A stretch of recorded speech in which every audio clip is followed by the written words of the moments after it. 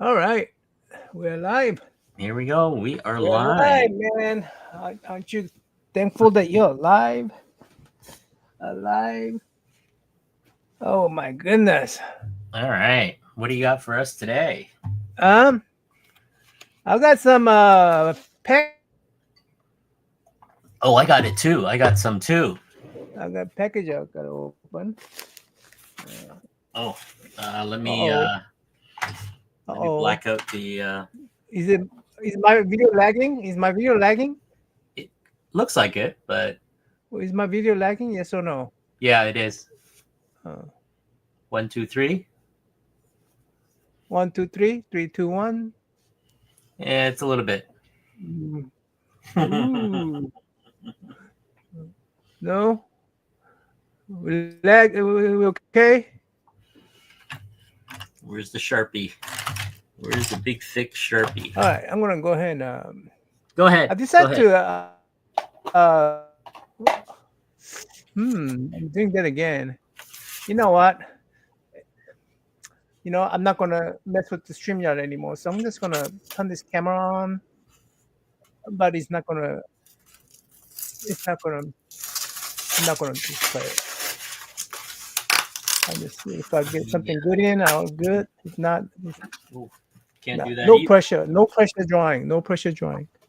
No pressure. Hi, Christina. Hi, Christina. How are you? Hey, Christina. I have your Sharpie. Look, she has your Sharpie. Look, Christina has your Sharpie. Yeah, I'm What do you? looking.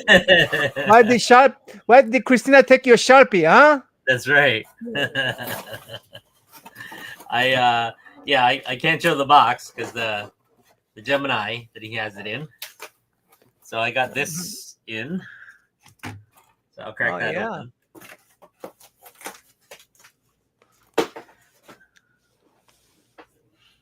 What's All right. that? Still only 35 cents.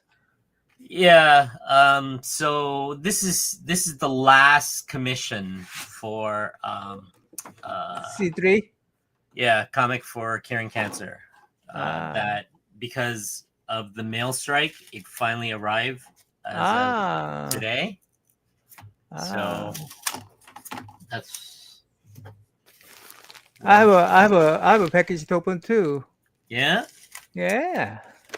Let's do okay. So this is from Still 35 from Dave, Dave. Yeah. and it is nothing. No, it's Look a at blank. look at Dave. He's sending you his own book so you can sketch on it, huh? Yeah, this is gonna be fun. This is gonna be fun. I'm gonna What are take you all asking you these. to do on that one, or can you say? I forget. I have to look on the Instagram, but I think he wants Baby Shark. No, Ah, was it he, Jeff the Shark? No, no, I'm just kidding. he wants you to make a giant size X-Men cover. Uh, the all new. Yeah, this is Oh, that! one. Look at that, huh? Ooh. Hey, psychedelic. How are you? Hey guys, Uh, 101. Oh, I need to get that cover. Oh, I need to get. Oh man, I don't have blank cover for that one.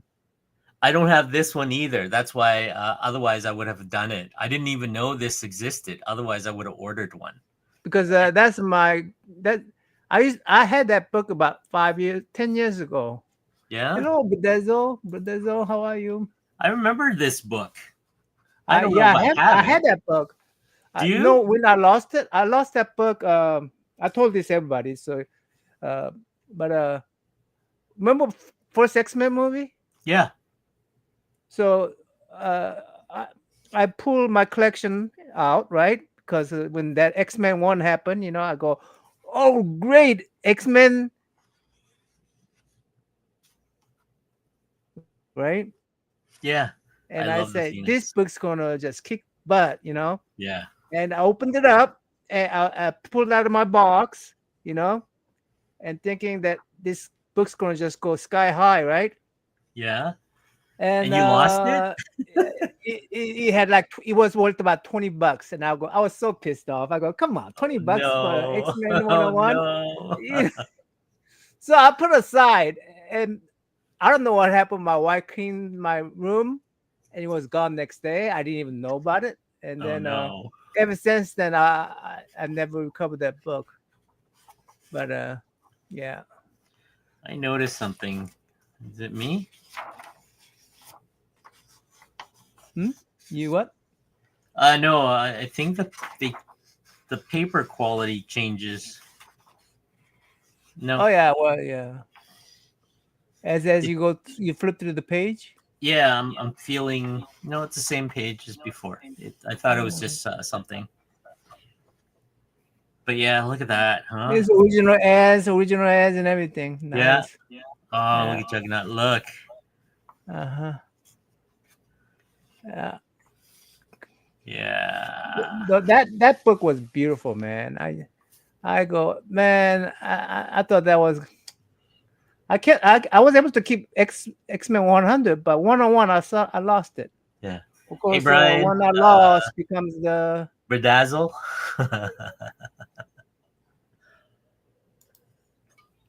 So I need to figure out And Christina, from Dave you're what I awesome. forget what he wanted on this. Huh? I forgot what he wanted on it. Does she not want Jean Grey? No, I don't know if it's Jean Grey. It's I think the original Jean Grey. Yeah. Uh, Yeah. I forget what it is. Phoenix. He made. I would love to draw a Phoenix on that one.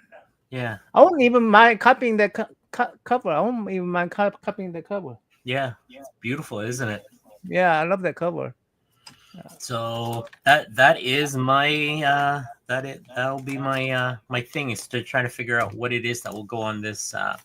This is for No, hold on. Let me make you big. I forgot to make you big. Let me go ahead and you can what show it off there again one more time. what the book? Yeah, yeah. Because that book is, I love that cover.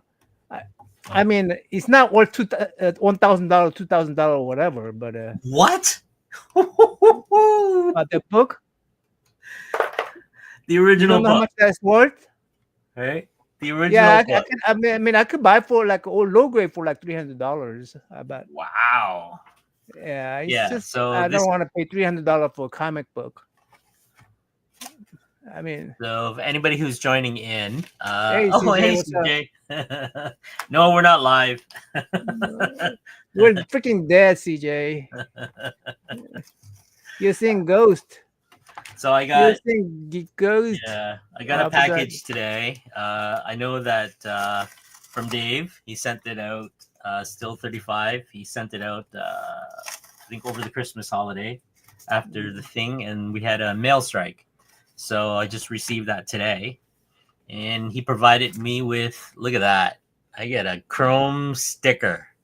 You guys Nice. are jealous or what?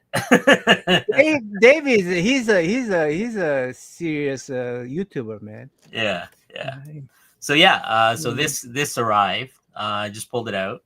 So I need to figure out what to throw on this. So this is my last commission for C3. So right. CJ. So that's the last commission for C3, and he because I didn't have this cover in my uh, com- Why is my blanks.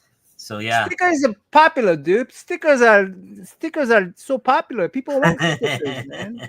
If you're somebody, if you're s- if you're somebody, you probably already would have had some Kool-Aid stickers, you know. Look, it's magnet. Yeah, I yeah. got magnets. Look. All right, I'm gonna go ahead and open mine now. Yeah, Yeah. I'm gonna open mine. So I'm gonna put this away. Hey, Brian. Don't look at him. Don't look at CJ, please. Yeah, here's what I got. I got. You gonna draw with us, CJ? Yeah. Oh, okay. Join us, CJ. Jump in. Let's draw. Let's do whatever. Just hang and chill. Okay, I'm gonna. I better be careful not to. Okay, hold on. All right. Huh? What is? More stickers. Oh, look Stickers. at that. Oh. Look. C3 stickers. If you're somebody, you don't need stickers, no matter how important you think you are. Yeah. Yes. So that's why you're such a snobbish non-sticker, huh? Okay. I don't care if I'm somebody or not. That's how I don't care. Okay. Oh, I got. All right. Let's see what we got here. I, let the man blabber. Let the man blabber. Right. All right. Let's see. Okay. Non-man. Absolute Batman sketch cover. Samurai Iron Man sketch card. Is that your writing, dude? Yes, that is my writing. You have a good handwriting too, man. Oh, yeah. I mean, I have a horrible handwriting. I think CJ should receive his too Huh? sometime. Huh? Everybody should be getting their C3 from yeah. Oh, this is absolute beautiful. There you go. Absolute Batman sketch. Okay, I'm gonna show you this one first. I'm gonna show you this one first. It's in a plastic, so you're okay. Just rip the tape off. This comes off. Yeah, it's just masking tape they use for. Oh, come on! Your writing is coming off. Yeah, it's okay. Okay.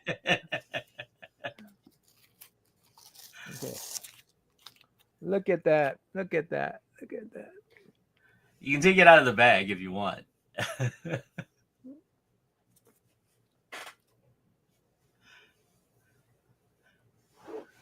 There you go. There you go.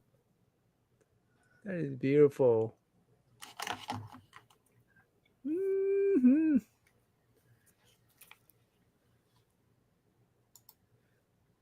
CJ, you're just awesome. Don't encourage him. That's right. Don't Don't encourage encourage. him, Christina. Don't encourage the dude. Or are you just humoring him? Are you humoring him, Christina? Well, okay, I understand. I understand. So that's beautiful. Look at all that. Yeah. One of one. Yeah. One of one. Because there's a non-man's flag. Non-man's flag right there. Awesome. She was just humoring you, CJ. Don't get too freaking I mean, don't be so shallow, CJ. She's just humoring you, dude. Gosh, she's such a easy to please.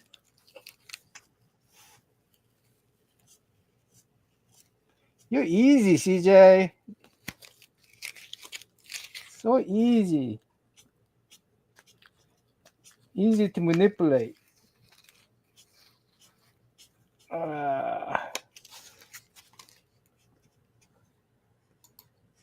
Don't have awesome in wow.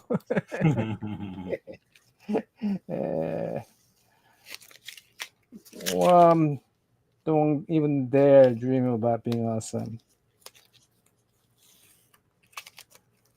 Worm is what worm is.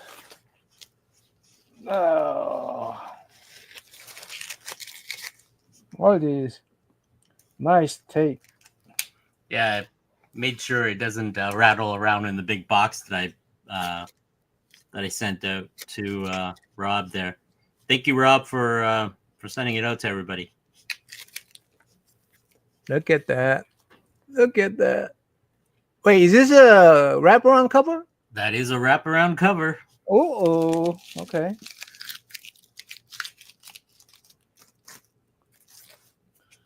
Okay.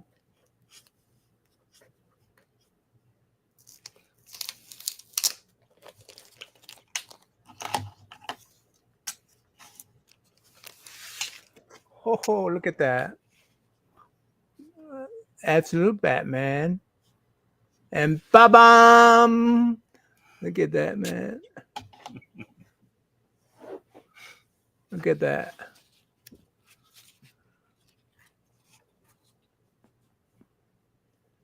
Wow, that's beautiful. That is beautiful, bud. Appreciate you, bud. Look at that. And here's extra packet, extra item in here. That is amazing, Christina, isn't it? Hello, Kenneth. How are you?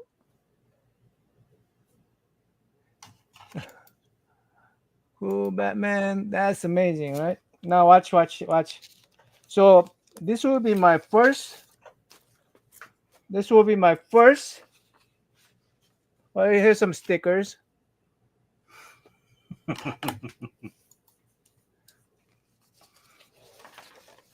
Man, what do you bring me this for? What do you give me this for? Aish.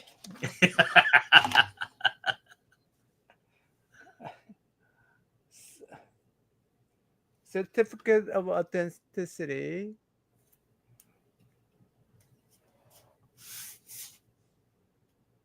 Okay.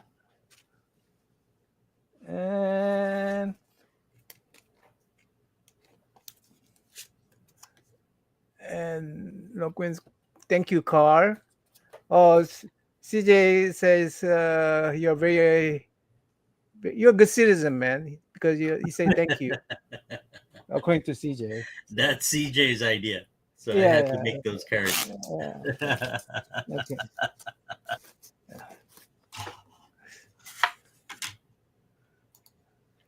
Hey, There you go. Woohoo! The This will be power my of first. This the will be my power of first CGC. Is there any personal information in there? Oh yeah, there is. Just in case. make sure you show it all online for him. Good job, Worm. Oh well. Wow! Oh wow! You want to put a social that is if security you want number to up there submit. too? So I just submit this. Yes. And you should get How a much? yellow How much label. do I pay? Whatever it is that costs from you to that location. Okay. So this will be my very first CGC application. I mean, Or you submitting bring a it CGC. to somebody who has a CGG account. No, Well, you don't have to. Yeah, send you it don't to have CGC. to. What? You don't have to send it to CGC. He sent it that just in case you want to. Yeah. Well, that'd be pretty cool to have a Rogue's book on CGC. Yeah, there's It a lot of will my be books cool. on CGG. Huh? But It will be cool. Yeah. So I'm gonna. And this. I jumped on here to tell you that when I receive Loke's thing to me, it's going to be better than yours. No. Yes, it No, will. it cannot be better than mine. Oh, it will be better. How can it be better than mine? Why? Because one, he likes me more. That's right. No. You don't have a personal. He don't put personal signature. He don't put your own name on your card. Why not? Because you're not better than me. You don't. Well, how do you know he didn't do that for me? Huh? How do you know he didn't do that for me? No, this is exclusive. I say you can only do this for me. That's what I told him. I don't think so. Yeah, It's going to be extra special for me. No, I told him not to. So that's. Otherwise, I'll take that $1,000 away from you. When you told him to do it, not to do it, he decided to make it even nicer than he was going to do before. So now it's even better. Oh man! Listen, I'm going to tell you, stop inflating all these sticker egos, okay? With them, the stickers and all that. There's a sticker protocol. Do you understand what the sticker protocol is? The sticker protocol. Yeah. Do you understand what a sticker protocol is? Okay. There's a level of reasoning for having a sticker. If you are running a business, or you are advertising something, or you are trying to promote something, of some kind of event form or business form or something like that, understandable why you would make a sticker. Now, if you decide you want to be a YouTuber and put your face on a sticker and send it to everybody, that's an ego thing. That's an ego thing, my friend. That's why I give out these kind of cards to myself, man. What are you talking about? I don't do stickers. Do you draw your face on your cards and give it to everybody? If somebody asks for it, nobody asked for that yet. If they ask you, but do you draw your own face and send it to everybody? Say, hey, look at me, I'm the worm. No, I don't. I do draw a worm though. I do draw a worm. Stop changing my conversation. The conversation is: do you draw yourself and send it to everybody because you have and we all know you have an ego. But do you do that? Just say, hey, look at me, I'm the worm. I don't draw it because I do have an ego. Don't you get that? So your ego tells you don't have to draw yourself. They know what you look like. I say everybody knows what I look like. I don't have to draw myself. Oh, there you go. That sounds like a man of confidence. I will give you that. I will give you that. Yeah, that's a very good sign of strong self. I'm not going to be drawing with you guys today. I'm doing some other stuff in preparation for the next week's Kickstarter. So I'm going to join the conversation, but I'm not going to be drawing. The shift's starting next week, guys.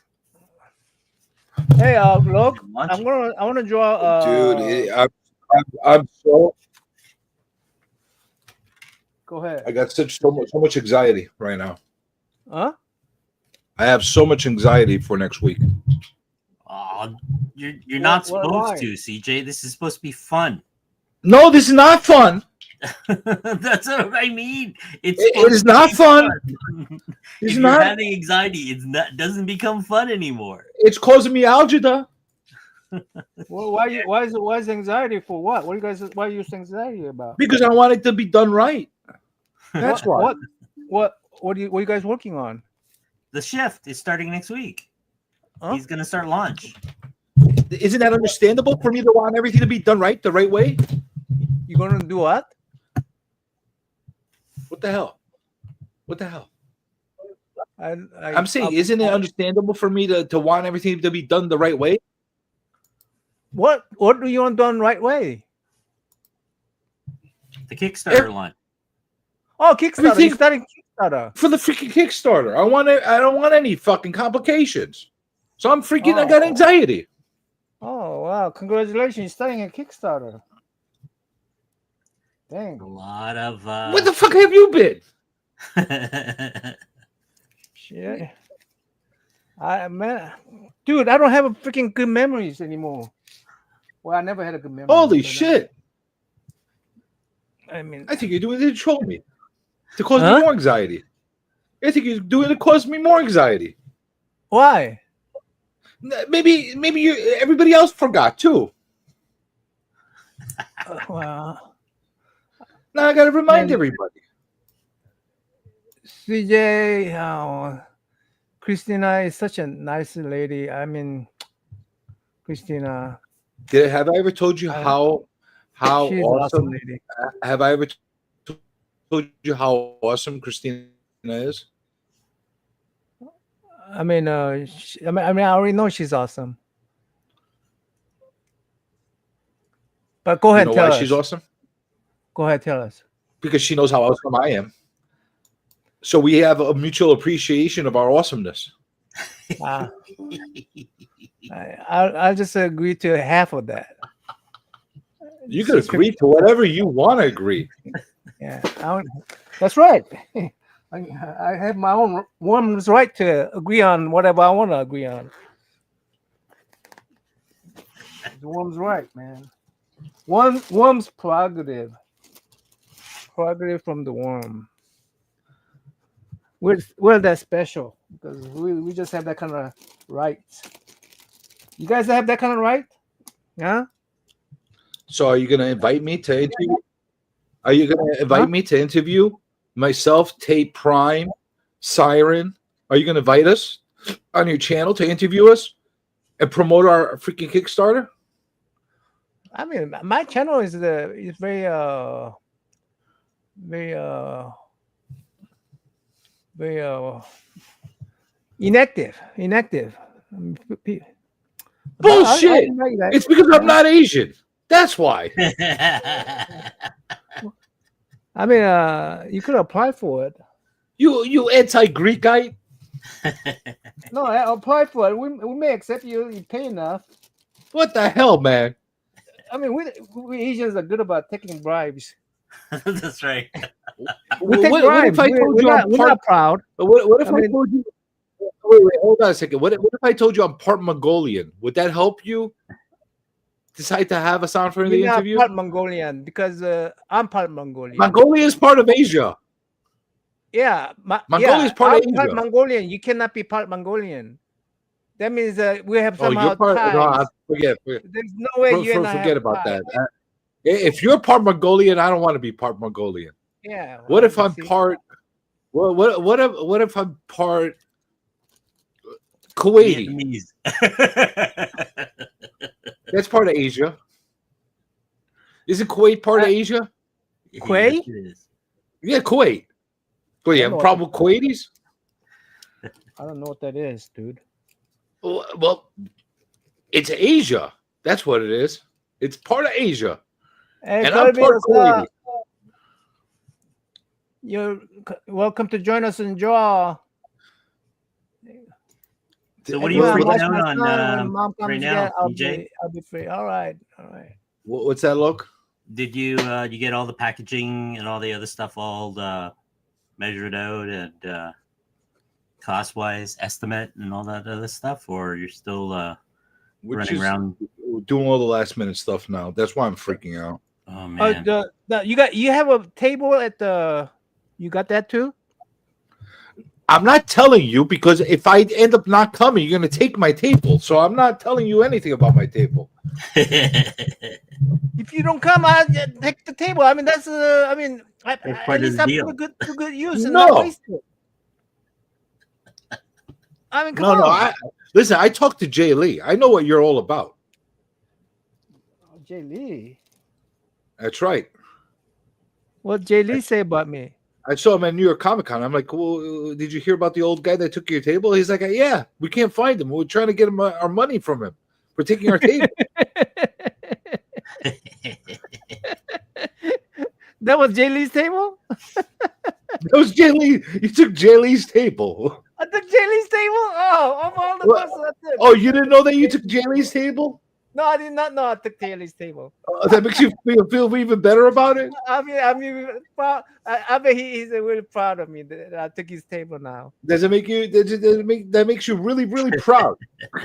Oh, Good no for you. wonder there was a cash only sign there. Jay Lee only took cash. You took his cash only sign. I thought you put that sign. You took his. Not only did you take his table, you took his sign too. I just took his sign. What the hell? Get on this. Get him to sign it. Get him to sign the sign. Jay Lee only accepts cash. It was cash only.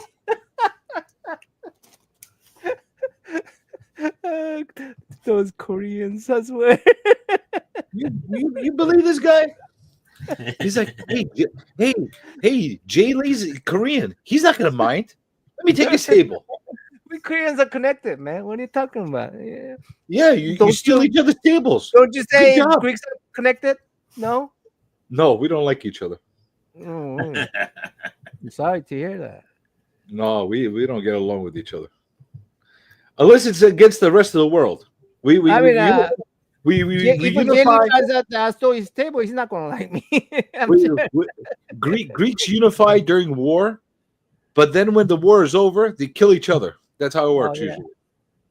That's not nice. Well, that's the truth. I'm not lying. Why? Because is it a girl related or what? What's girl related?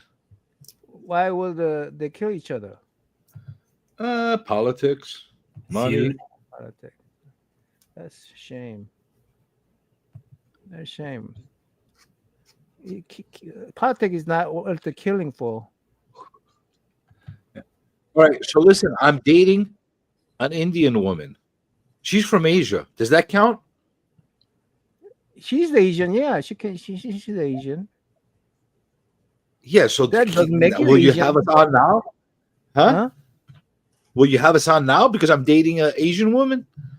She could. She could come on. No, not her. Oh, only if she comes on. Only if she comes on. No, Only I'm not she putting has to her come on. on. No, you what? So you could try to freaking take her like you took the table? No, that doesn't work. Hey, hey, Hey, I mean, I have to check her out first. You know, I mean, you say I'm like your father. I have to check her out and see if she's right for you. Right? look, did I ever tell you that? Like when we hang out, how I introduced the worm to everybody we meet?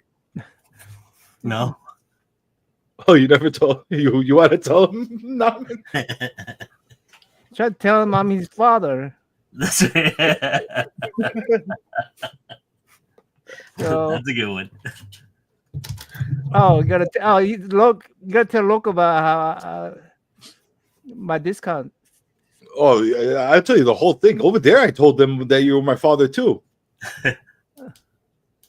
So we go. We're in North Carolina for Heroes Con in Charlotte. I will give Naman this much. He is way more of a party animal than people that are a third or half his age. Right. Honestly, like half the people that were with us at Heroes Con were like, I'm tired. I wanna. My feet hurt. I looked at too many comics all day. I have to go home and sleep. So nobody wanted to go out. So he was one of the warriors of the night. He stayed out with us. We hung out all night. Everything closes down in North Carolina. I don't know if you know this. Yeah. You know how much they 2 want to a.m. charge us? Jeez, man. They close at 2 a.m. I never heard of a major city that closes everything at 2 a.m., but they apparently do, except for the strip bars. Yep. Why? What logic they use for that? I don't understand. Why is it okay to shut off the regular bars, but the strip bars let's stay up all night? Does that make any sense to you? Is there any logic in that mindset? Nope, but I know it's I know they're paying taxes, so that's why it stays open. Sure, they pay just as much taxes as the freaking bars do. Yeah. Yeah, I'm sure all those singles that are shoved into the coochies of the strippers, they're all taxed. That's right. They're all tax free. I'm sure that those drenched dollars are sent to Uncle Sam. That's right. That being said, we're like, all right, let's go to the strip bar. Everybody's like, no. Worm's like, let's go. I did not He say was that. going. I say I'm not doing nothing there. He pushed us. He's like, No. I'm older than you all. You have to go with me. I'm like, okay, well, I'm gonna respect my elders, so we're gonna go to the strip bar with you. Bullshit. So we go there. We walk past the thing. It's this freaking guy that it looked like a freaking mug. You saw how big. Remember how big the security guard was in the front? Yeah.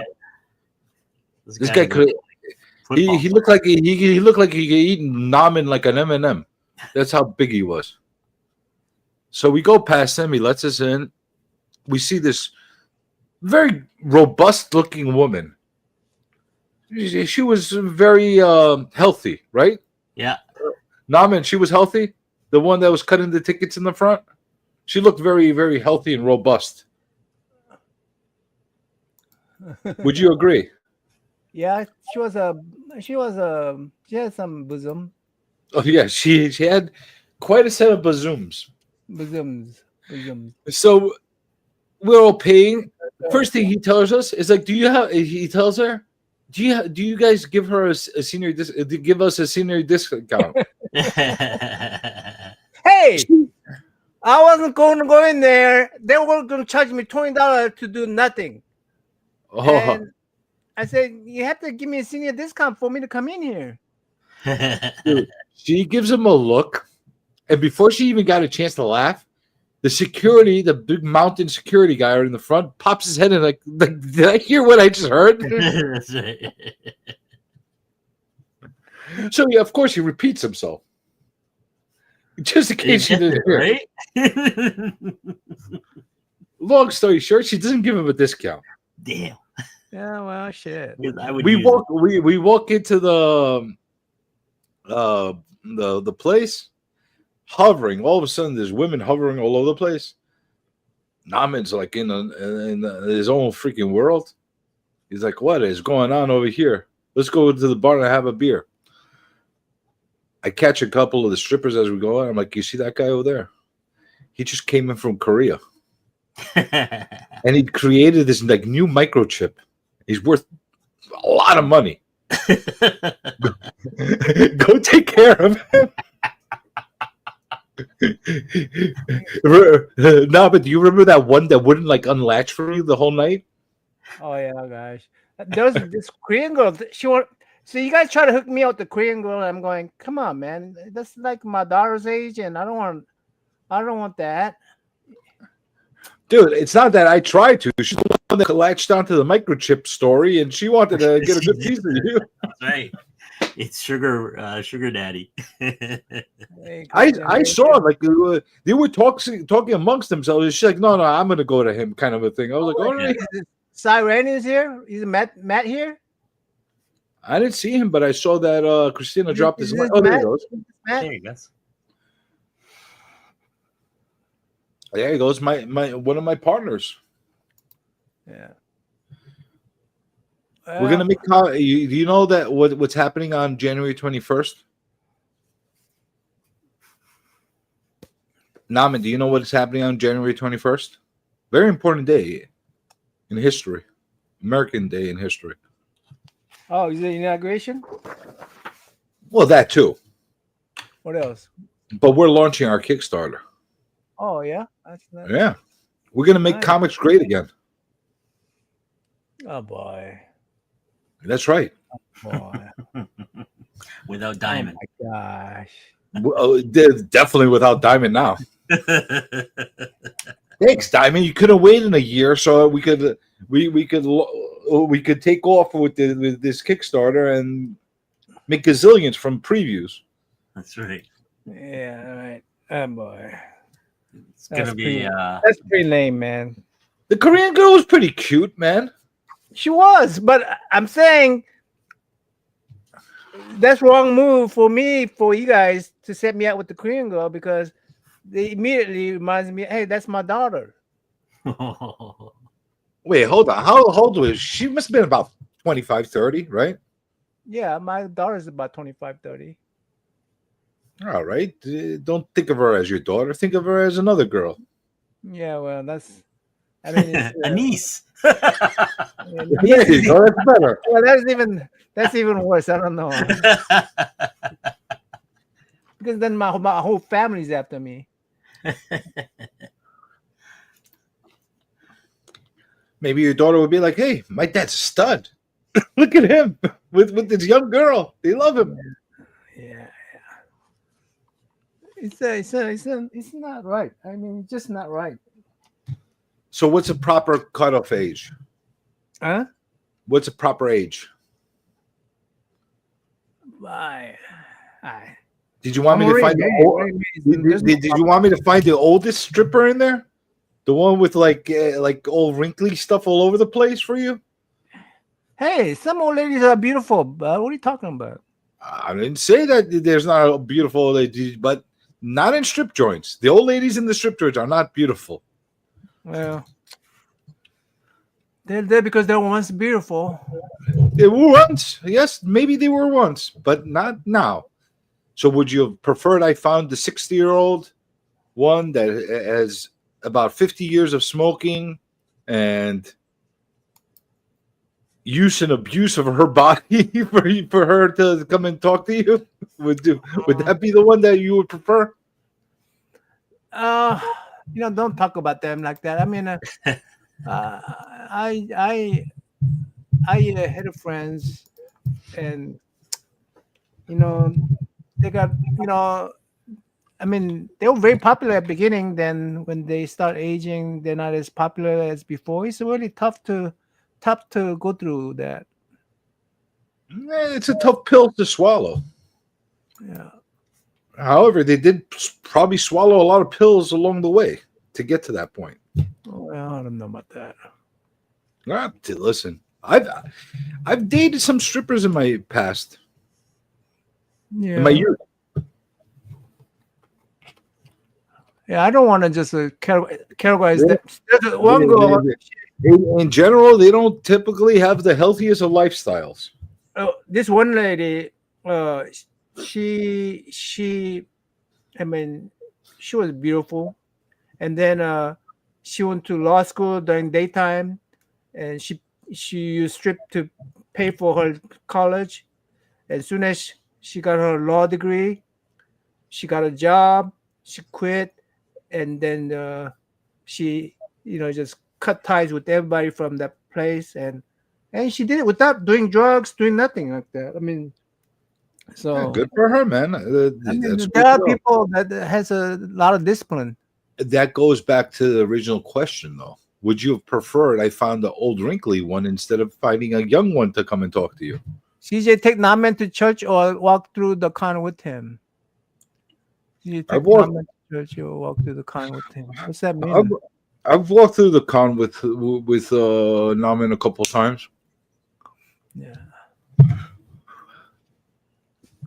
Let's see. What's appropriate age difference? Because I'm dating a younger woman. I want to make sure I'm not too. How old is she? She's younger than me. Well, I certainly. That's not. I mean, is it 10 years, 20 years? It's in the middle. Doesn't matter as long as they're consenting adults. That's how I see it. You got 15 years difference. 15 years? Ooh, You're that's fine. quite a bit of difference. That's quite a bit difference. Yeah, but she's older than my daughters. A lot older than my daughters. Yeah, that's good. So is that okay? Is that permissible for me? Yeah, it's older than your daughter is okay. That makes better. She's old enough to be a mom of one of my daughters. Oh, that's good. That's good. Yeah. Actually, both my daughters. She's 32. Yeah. Well, that's not bad. Congratulations, you got a young lady to go for you. That's Well, don't congratulate me. She's crazy. Well, we're gonna be picky now. Jesus, Yeah. Really crazy. dude, you don't have no right to be. You're robbing the crib. What are you? Jesus. Does that mean that I should get like subjected to psycho people? That I'm rocking the cradle? I mean, Jesus. Yeah, I mean, you're too picky. That's what I'm saying. I'm not picky at all. Yeah. I'm the right amount of picky. I don't know, dude. That seems like a picky to me. How do you know she's not picky? She picked me, so it means that she had a nice standard. So you're rich, right? She went for you. Maybe she thinks that. She'd be wrong, but maybe that's what she thinks. You let her think that. You let her think that. Listen, I'm not going to be the one to correct people on what they think. I don't want to know. Everybody has the right to think what they want. This is America. Here's the land of free think. Yeah, you're nice. So, what do you have? What do you have going for incentives and other stuff on the Kickstarter there, CJ? Well, as far as the incentives, we got a few things, and then we're hashing out some last minute like ambitious stretch goals. The typical stretch goals that we're gonna have there, like the typical stuff that you're gonna see, little mini prints. You're gonna see, how you call it, stickers. Yep. I got outvoted, but you won't get stickers of me. You get stickers of our brand. There's a difference.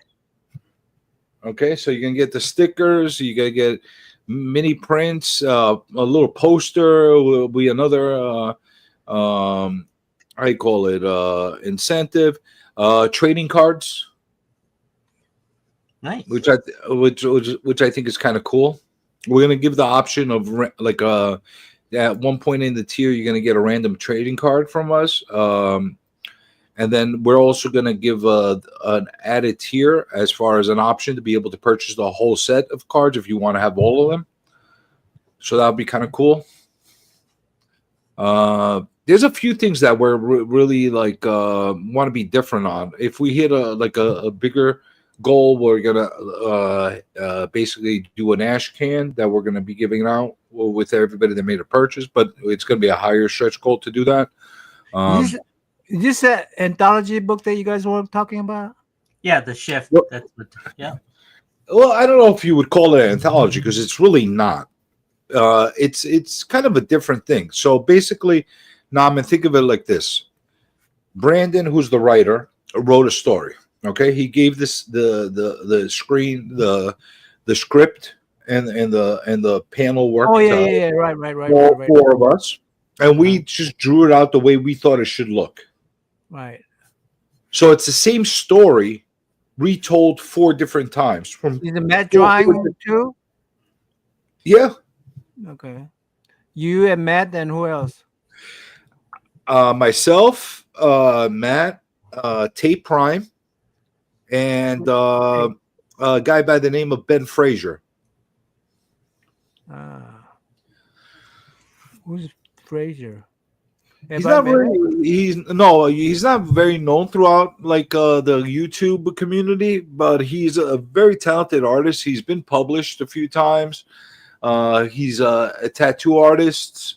Very talented dude. Very, very talented dude. Like Aaron, huh? Aaron is a tattoo artist, right? Aaron, I don't think is a tattoo artist. That's what he said, I thought.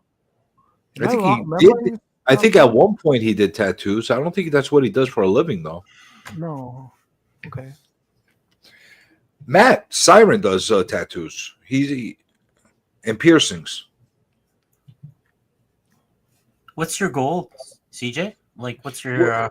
See, we're gonna have a low, like a relatively moderate goal to hit for funding, which is going to be $2,000. That's not too bad. And you already consider the cost of the shipping and printing and everything all in that. Yeah, we considered everything, and we're going to try to keep the cost as low as humanly possible. So we're pricing out a single issue at $10. Okay. And with roughly $6 to $7. That right now, that's one of the things that I'm actually working out rates on the postage. Right. It's going to be $6 to $7 on the postage. Yeah. For about 24 hours on launch day, we're going to have like early bird special where we're going to give everybody 20% off on whatever people back it that day. So bring it even lower. But, obviously the bigger, like if you get a set of the books or something like that, the shipping is going to be more modified when it comes to that. But we're going to try to keep it as low as humanly possible. Well, I don't want to have a situation where somebody's buying one single issue and it's going to be $40 for one book, Yeah. I don't want that open only to the US, or is that worldwide? International. Okay. International. And if we got people that are international that really want to back it, but they just don't want to spend, because I could see like somebody in England or somebody like overseas that wants to buy it, and they don't want to pay. It'll probably cost them like $30 to get them one single issue. We have a digital issue option. That's cool. Which is going to be like $3. So if you want to pledge it, you want to be able to, you at least get the digital issue that way. Yep.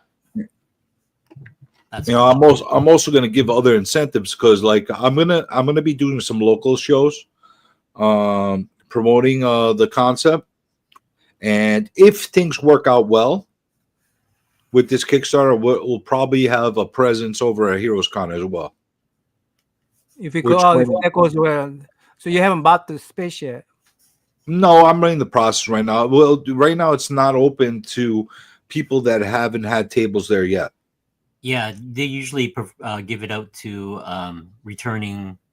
They give it to the people who wants to return first. Yeah, in February that opens up to new people that would want a table.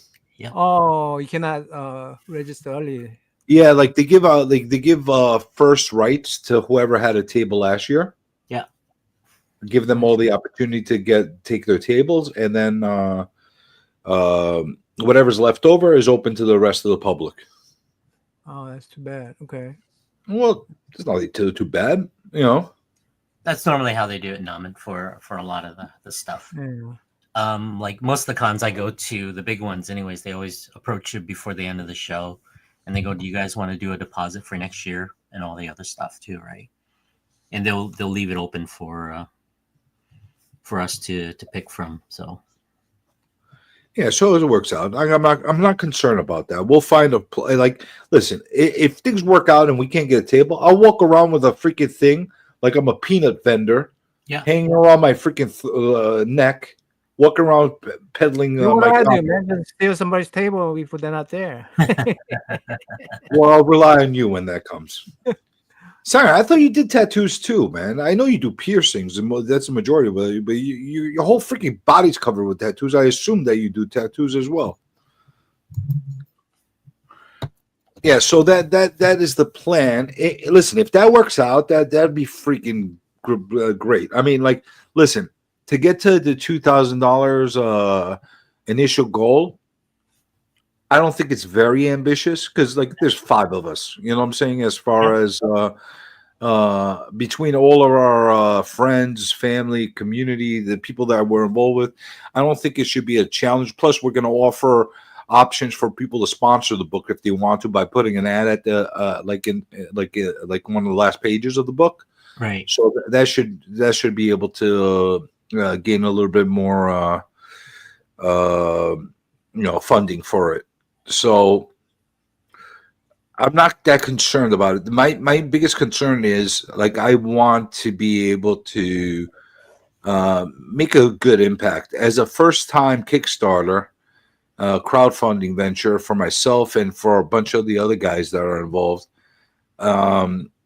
It's trust. It's about proof of concept. Yeah.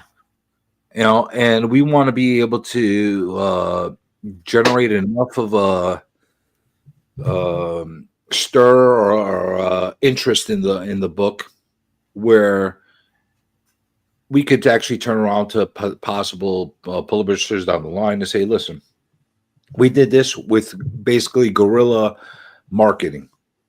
No real marketing. We did this based on us with no real reputations as far as being involved in the business, and look what we're able to accomplish.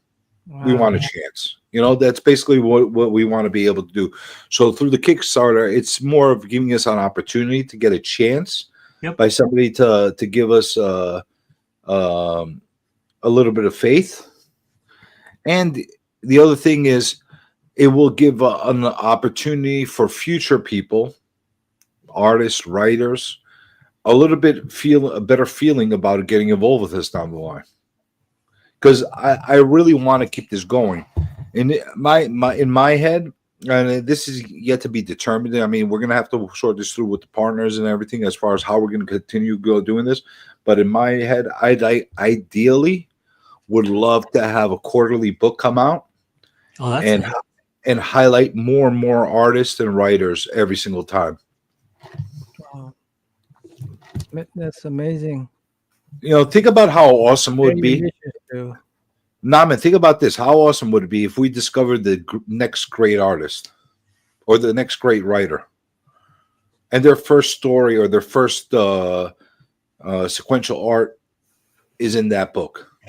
How great would that be? What great of a feeling would that be? That would be a pretty good feeling. Yeah. Hopefully, you get yourself back to 100% sooner than later, and you're in one of the future books as well. I was talking to you, Worm. Hmm? What are you gonna do? I said, hopefully you're back to 100% soon, and we are able to get you in one of the future books as well. Yeah, I'd love to be in it. Honestly, can I be Well, honest? I honestly, I told you, I had plans of how to try and incorporate you in some way on this, but unfortunately, life happened at that point. You know clearly what you went through at that point. There was no way for me to be able to force that on you. You I'm know. still going through it. I'm sorry, but yeah, it's Well, I know that, but you're getting better. yeah, I'm getting better. Yeah.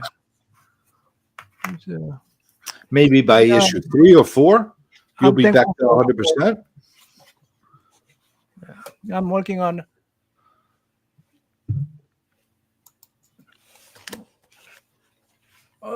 I'm doing the red pen too, by the way.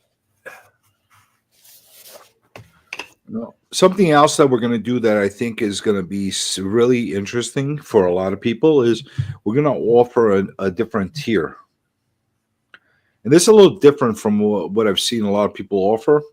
And some people might take it in a good way. Some people may take it in a very pessimistic way. But I think it's in a very productive way of what we're doing.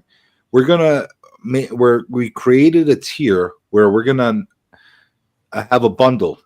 That bundle is going to include one issue of the book. Not sure yet if they're going to be able to decide which cover they want at this point. Maybe we'll do it like that. I'm not sure yet. They're going to be able to get one issue of the book. They're going to get another copy of the same book completely blank with only 6 pages. How many pages in total are you going to have in the book? Then? Well, each one of us did 6 pages each. Oh, okay. Plus the cover. So everybody will receive the book. They'll receive a blank book. It'll have the headdress on there. It'll have everything the way it's supposed to look on there. However, it'll be completely blank. And you say to yourself, why? What the fuck? Why you give me blank pieces of paper? Well, the reason why we're going to do that is because along with those 2 books, you're going to get a copy of the script that we received. And you're also going to get PDF copies of the exact format we used for drawing it. And it's going to give people the option to be able to draw out the storyline how they see it. Inside and out. Cover and the 6 pages that we did. And we're going to do that in order to give people the opportunity to be able to do that. One, if they want to just have fun trying to participate and do it as if they were part of it, because there's a lot of people that like that. You know what I'm saying? Mm-hmm. Yeah. But the other reason is because then they could send us the copies or scans of it, and we'll have a full discussion online on one of our live platforms. We'll review it. We'll highlight. We'll showcase that artist. We'll talk about what we like, what we don't like about it. And depending on what kind of feedback and results we get from people, we might possibly actually put a compilation trade in the future, including all of the art that was already in the initial book, plus all the submissions or the best of the submissions that we received in that book. So they might have an opportunity to actually get published on top of being showcased and talked about. Nice. So we're going to give a forum an opportunity to showcase somebody's art in a different way than where it's been in the past. So I really love that idea because it's driving home what we want to do. Was that Scarlet Witch? Yeah. Does she look like a Scarlet Witch? Yeah. Okay. She looks like an angry Scarlet Witch. She's angry Scarlet Witch. She's sad. Why? What happened? What happened? Yeah, because she's angry. Somebody took Vision from her. They took her kids away. So somebody touched her in the no place in the wrong way. Yeah.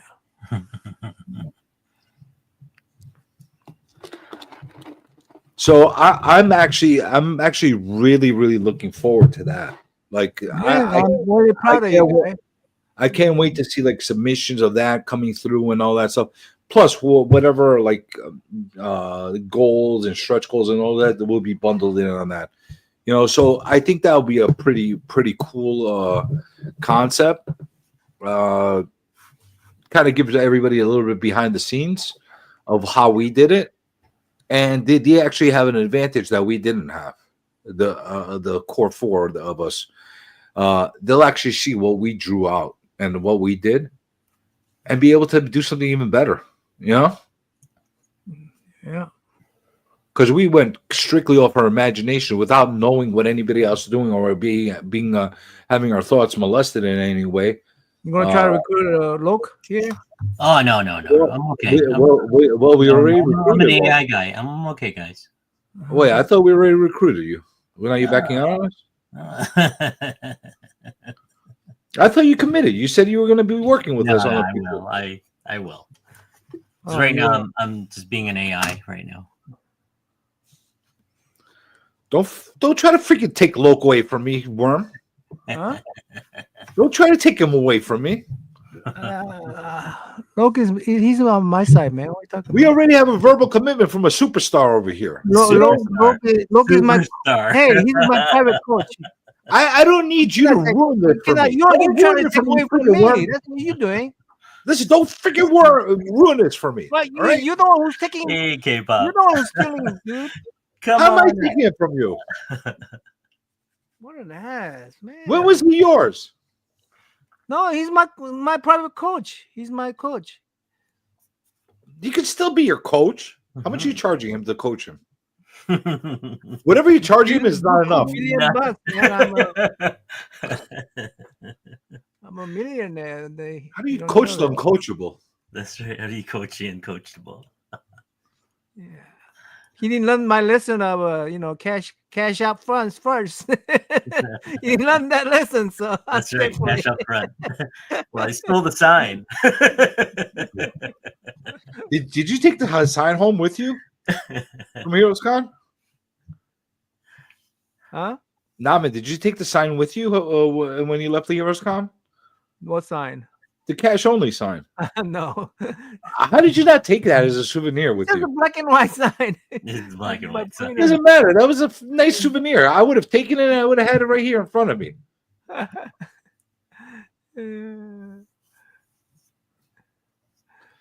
Katie's gonna have us on the 26th. I'm really looking forward to that interview. That's gonna be fun. And a whole bunch of other people are lining up to have us on. Yeah, I guess Everybody- I need to start doing the interviews again. Everybody that's not biased against non-Asians is having us on. I haven't. What if I was 1/4 Iraqi? Would that count? Iraqis considered Asians. It's in Asia. Yeah. Middle Asia, right? Middle Asia. Middle Eastern. Mongolia conquered part of Europe too. So Wait, hold on a second. Are we like discriminating between what part of Asia people are from as far as who gets your attention? Are we only doing Eastern Asian nations? Does Russia does Russia count? What if I was Russian? Would you let me on? Yeah. What if I was Russian and would you let me on then? No. No, but that's Asia. First of all, Russia, you have to get off Ukraine first. But I'm not on Ukraine. Yeah. Russia has to be off Ukraine. You guys have been boycotted. All right. What if I was Ukrainian? Yeah, Ukrainian. What if I was from Kazakhstan? What's Like Kazakhstan? Borat? Very nice. Borat? Yeah, very nice. What if I was I Borat? like Borat. Borat's Would I nice. be allowed on then? Huh? He's pretty funny, If I was right? Borat, would I be allowed on your show then? Yeah, sure. If you're Borak. Okay, I'm Borat now. Really? Give me all your people. Introduce me to your audience. I want to make gazillions off your channel. Interview us. Look at how silent he is. I'm drawing, dude. Never stopped you before.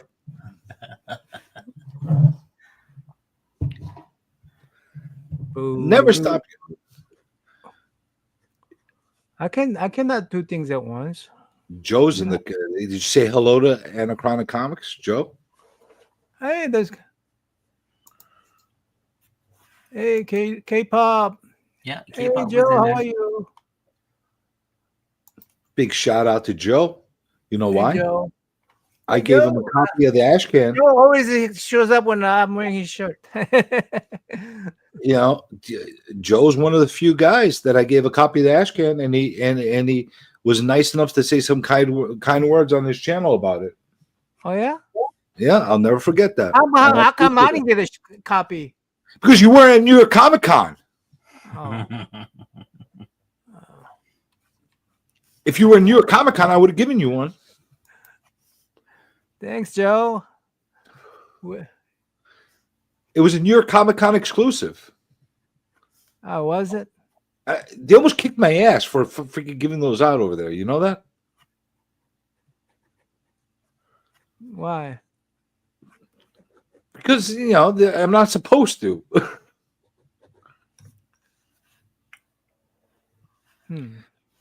Joe, I'm honored that you gave me a couple of minutes to talk about it on your channel. I appreciate that. Kickstarter's coming out on the 21st. Support. You don't have to buy it. Just tell people to buy it. That's even better. How many reward level are you gonna do? CJ?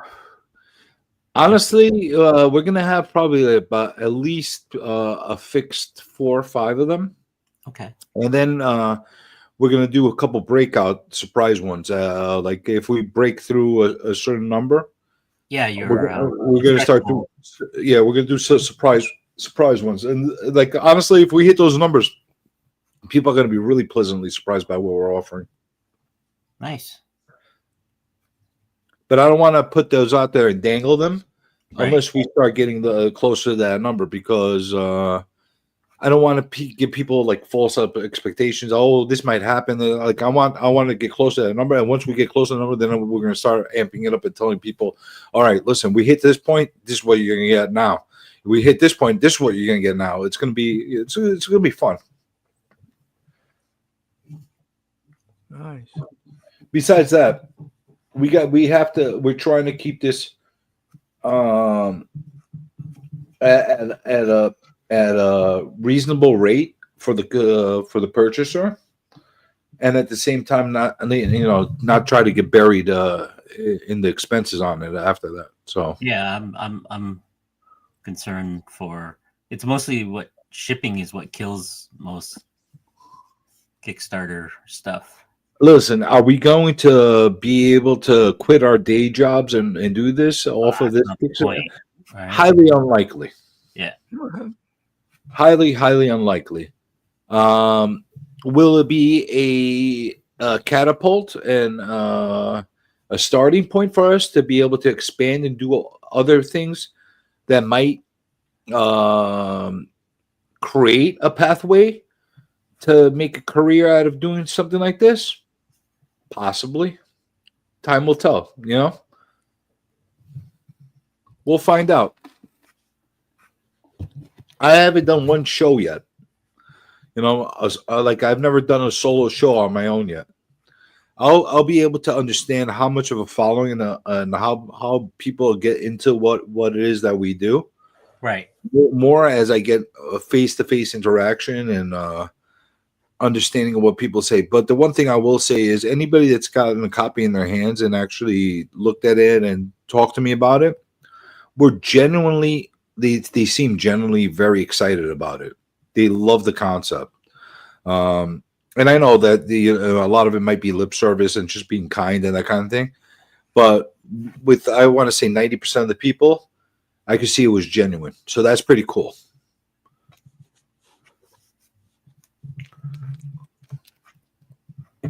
Pretty cool. Pretty cool.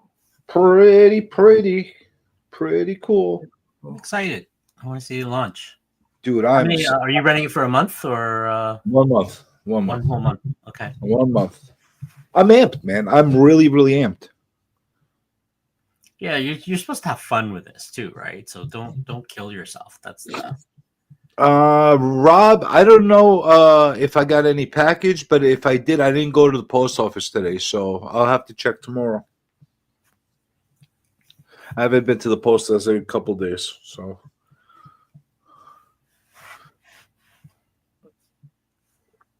I gotta cover up certain areas after this. My hands is awful. Yeah. Yeah. You gotta try not to hold on to. Yeah, you gotta be very loose. Remember, you're just holding on to like too tight. That's probably why your hands are tired. Who's the pervy guy that's behind Wanda? That's the Doctor Strange. Look, he's looking at her like in a very perverse way.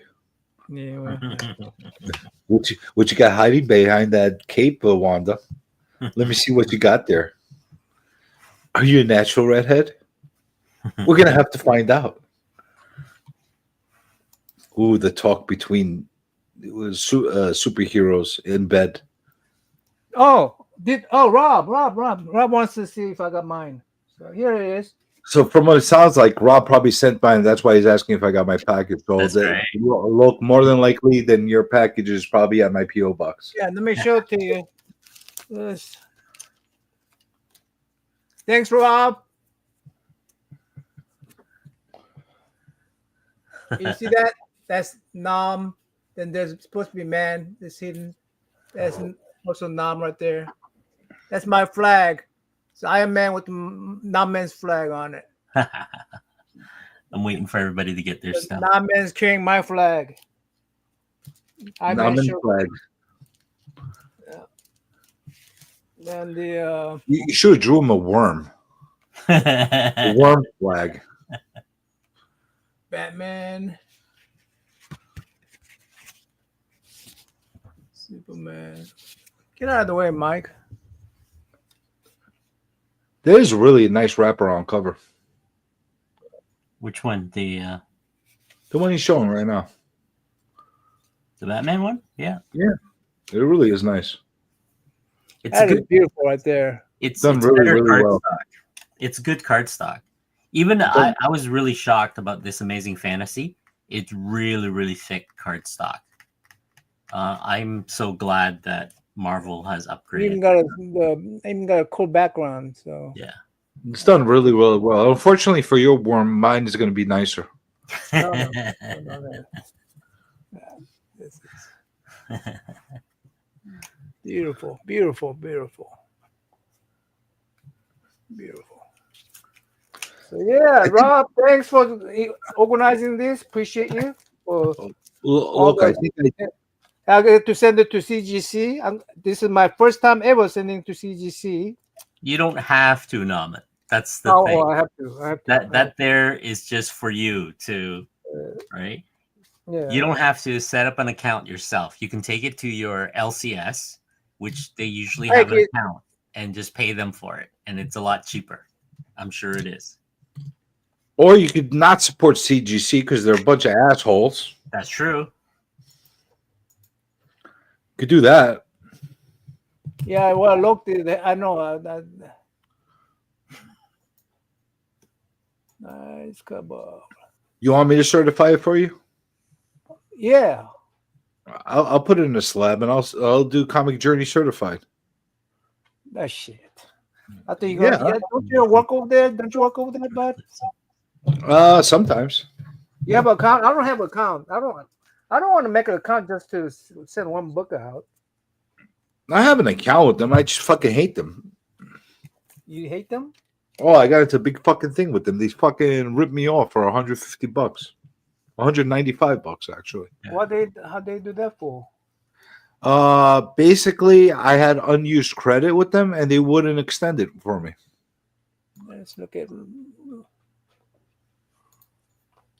So that means they ate my money.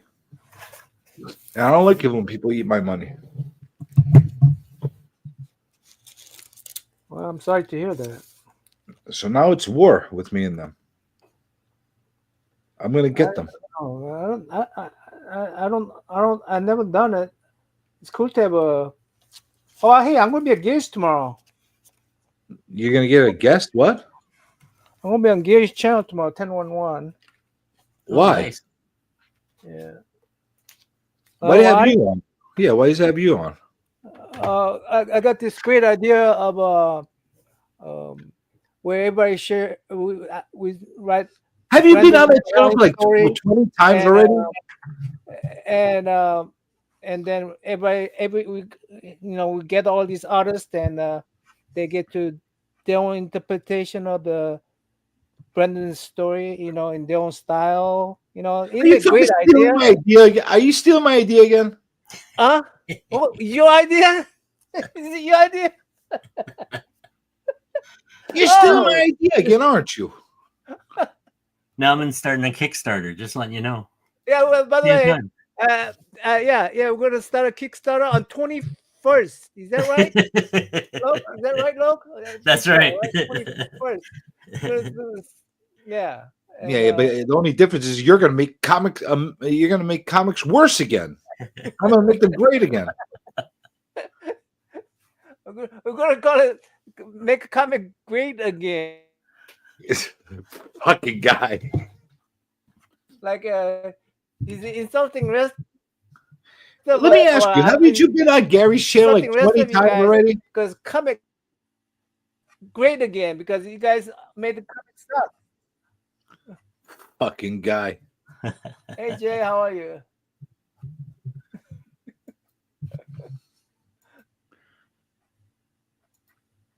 That's right. MCJ. That's right. That's right, my friend. The comic great again. That's absolutely right, my friend. And I come up with all that idea ourselves, right? Right, Luke? Oh yeah. Oh, Right. you did it all by yourself.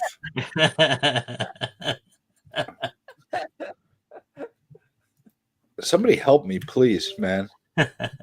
Is that why you're stressing out, CJ? Yeah, as if I didn't have enough aggravation in my life, and I have this guy. Thank you, this guy. What? I mean, You're very aggravating. We're just making the idea better. That's all. My idea does not need to be better because it is freaking spectacular. It's a freaking amazing idea. I mean, that's what I mean. That's the capitalism, man. That's capitalism. No capitalism. No capitalism. You expect if you put something out, somebody's going to compete. Somebody's going to compete. Man. Make comic great again. Did you patent it? Did you patent your idea? No, you didn't. Okay. Yes, I have. How do you know I didn't patent my idea? I did the patent search and. How do you know I didn't patent it? Well, you don't know what name I patented under and what trademark and copyright I used. Oh, you don't know. I know, but you don't know. Well, I'm taking a chance because that's what capitalism is all about. Capital, you gotta take a chance, You're a mean worm. You know that? Mean worm. Who has two thumbs and aggravating this guy? Mean worm. It's not funny. So CJ, once this gets off the ground, it gets funded. You got extra money. You got to put it towards the next book.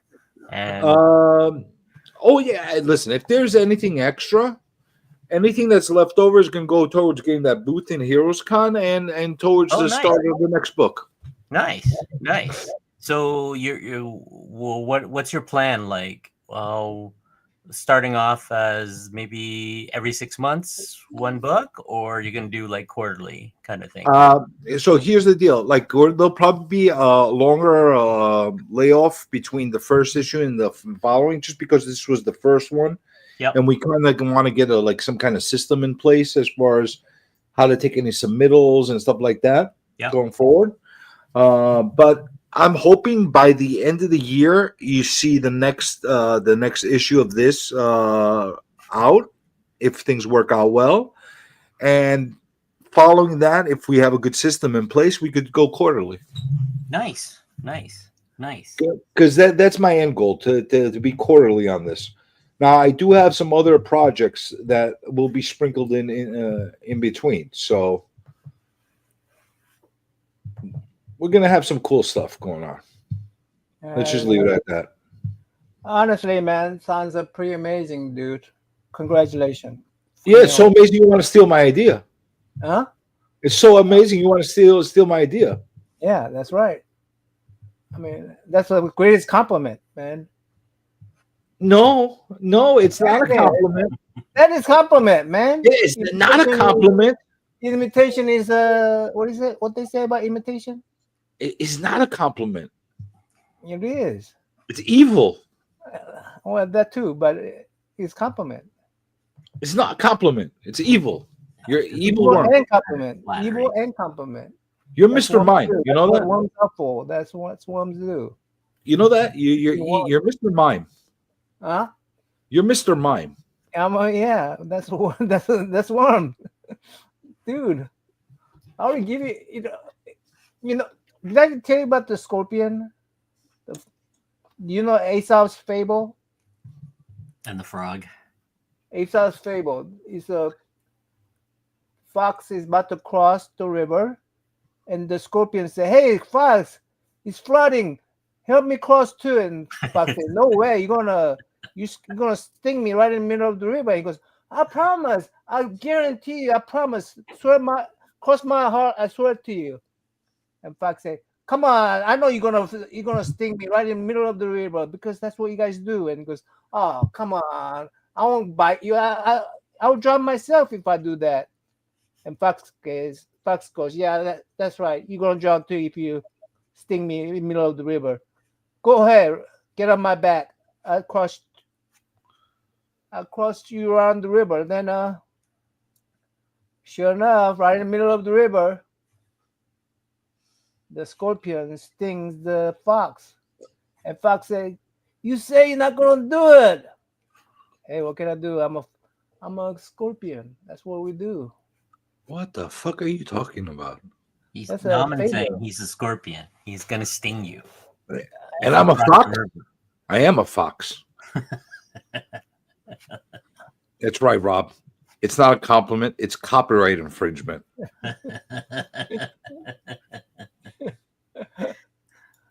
So you want to freaking sting the hot fox? That's basically the moral of the story. Well, the thing is, if I get it out there before you do, you be copyright infringing me. Right? Well, too late. I already got it on print. Oh, okay. Well, how do you That know? happened all the way in October when I did my ash cream. You think I faked the truck so that I could get all this done behind your back. You think that this maniac right here didn't know what he was doing when he was doing that ash can? It wasn't only a promotional piece. It was actually to get something in print in people's hands to show proof of concept. I'm a smart dude. There you go, Nauman. You're gonna sting him. Yeah, I got the sting. By the way, anybody that's doing something like this, before you get started with the copyrights, trademarks, etc., and you want to protect yourself, a really cheap way to at least get yourself something going is make a printed copy of whatever it is you're doing and mail it to yourself and keep it sealed. Yep, because it goes. You know that little trick? Yep, goes to the postal service. It's a federal agency, and it keeps it. There's a record of it with the stamps. Yes, sir. I not only sent one, I sent 3. Nice. To 3 different locations. So the post office in Canada work the same way? Look? Yep, it's Nice. pretty much works with the U.S., so it doesn't matter which.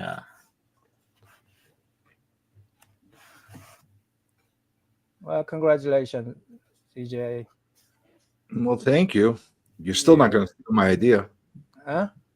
Don't try to get my guard down by congratulating me. I know what you're planning on doing. You just told me you're going to sting me.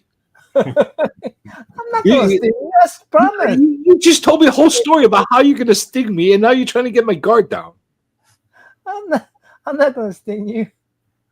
I'm not Scorpion. First of all, I'm not Scorpion. What are you? You're a worm. I'm a worm. The nice worm. Nice kind. No, you're not a nice worm. Not Mr. Mind kind. Oops. I once Okay. drew a portrait of you. Did I ever give you that? I once drawn a very accurate photorealistic Regular. portrait of you. He's going Do to you remember that? I'm gonna stick. Thanks, K-pop. What are you saying? I'm a father. K-pop saying I'm a father. Well, we do know that. I spent the night with you. Tylex and myself know all about your farts. And so does aggressively relaxing. You know what he did? We were walking at Heroes Car, okay? And we're walking, and I'm hearing. As we're walking, all I'm hearing is farts. I'm like, what the fuck is going on? Who's farting? He blames aggressively relaxing. So I start yelling at him the whole walk down, like, stop farting. Like, what the fuck? Like, I'm getting the backdraft from you. You know, like, literally, one step, one fart. One step, one. It was like, one. That's what was happening. I'm not exaggerating. We get to the point where we're almost at the hotel. He said, will you leave him alone? I'm like, dude, he's farting all over us. All of his. And he's like, no, that's my gas. I'm like, you let me fucking bash this guy the whole freaking thing when you were the one farting on us. The whole freaking way. That's the worm for you. Don't believe them, please, Joe. Secret farter. Very devious person. Oh man, my eyes are hurting. Oh. Hey, look, can you take over? I gotta go. Yeah, no worries. No worries. Anybody want to jump in? They're welcome to jump in. Well, you done for the night? Yeah, I'm done for the night. For the night. You tired? Yeah. I miss the nights where you would sit up all night with your beers. Yeah, I can't do that anymore. You I probably haven't drank in 6 months. I had one Coke yesterday. I haven't had a soda pop. I lost like 35 pounds. Listen, you're better off, man. Yeah. Listen, you're looking good. You lost the weight. You look good. Yeah. Here's my final. I mean, these are. I'm just gonna go ahead and show up. It's my. Are we on Loke's channel too? Yeah, Yep. I'm streaming on mine. Yeah. I don't have We're on anything Loke's on channel, anyways. so go there and go ahead and sub up because he gives this kind of. Oh, I don't really care of myself. He does amazing work, so everybody have fun. Well, it's not a bad idea for everybody to sub up Loke's channel. Yeah. Not a bad idea. Can somebody drop his link in the chat? I think it's already there. Yeah, I think yeah. It's already there. It's in the system. Just click on the name, I think, or something. We'll drop it again, Worm. All right, hold on. Let me see if I could do it. There you go. Hold on before I go. Good night, Joe. Hello, Damien.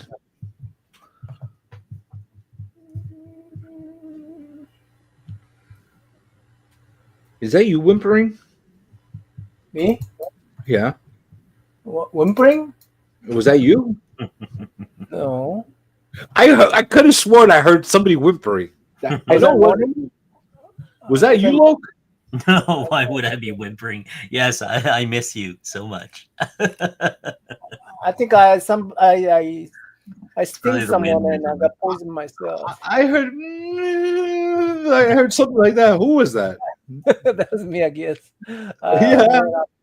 Man, I am really tired. Dang it! I got old real quick.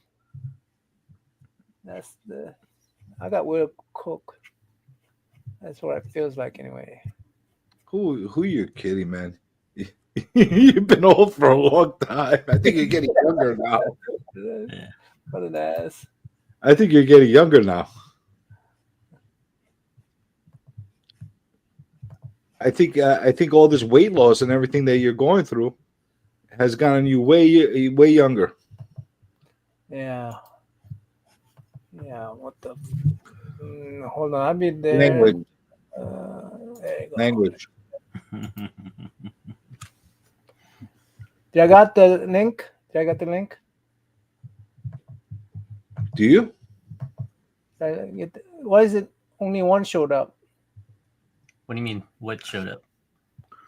Normally, if I put a link up, it should two of them shows up. I One did from that you, already. one from Norman, I Jack. already linked through the invite, I think. I saw one link coming through Loke and one through you. Yeah. Okay. Why don't you drop my link? That's true. Oh, there it is. Okay. You already got one. CJ. Who another one? I have to go, dude. No. You can't leave unfinished business. Ah, Jesus.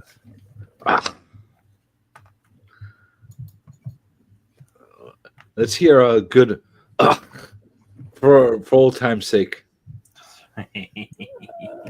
Oh.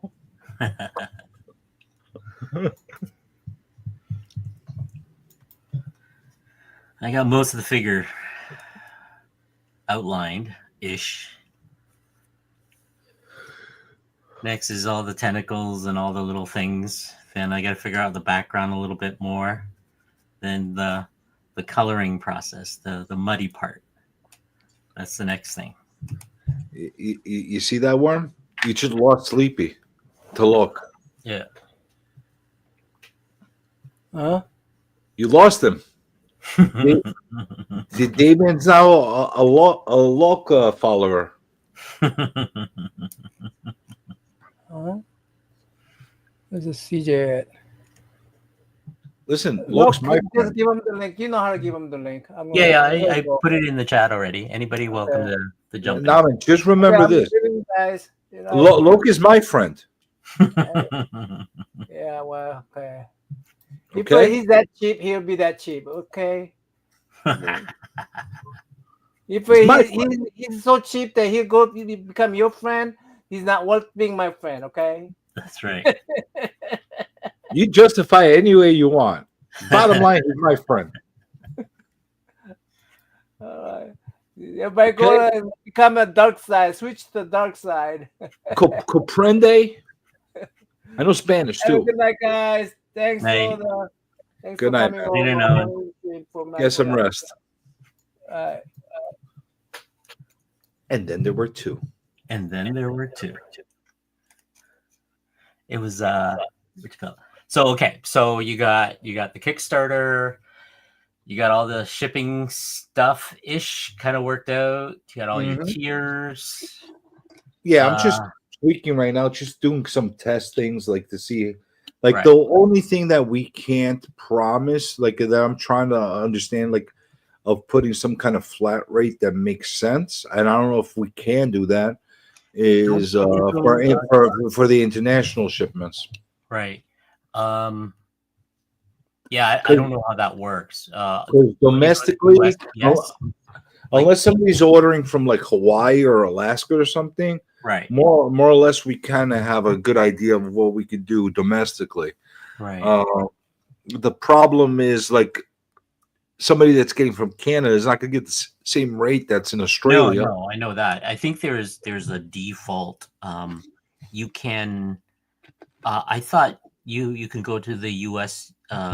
Postal Service website and put in the measurements and the weight. No, then Yeah, but the thing is, what I'm struggling with is, okay, is it right for me to put an average for all the countries or not right? Because like think of it like this. Okay, so let's say you're in Canada and the shipping would cost, I don't know, for argument's sake, $15, all right? Yep.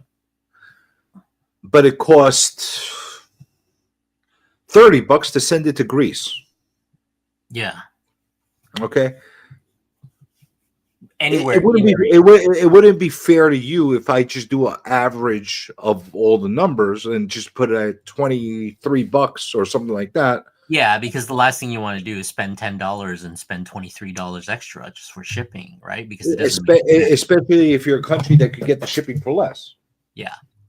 So that's where the dilemma is. Where the dilemma comes in, because how can we like give a number to somebody? Like, I'm sure there's going to be people during the time of the Kickstarter that are going to be asking how much is it going to cost for the shipping internationally.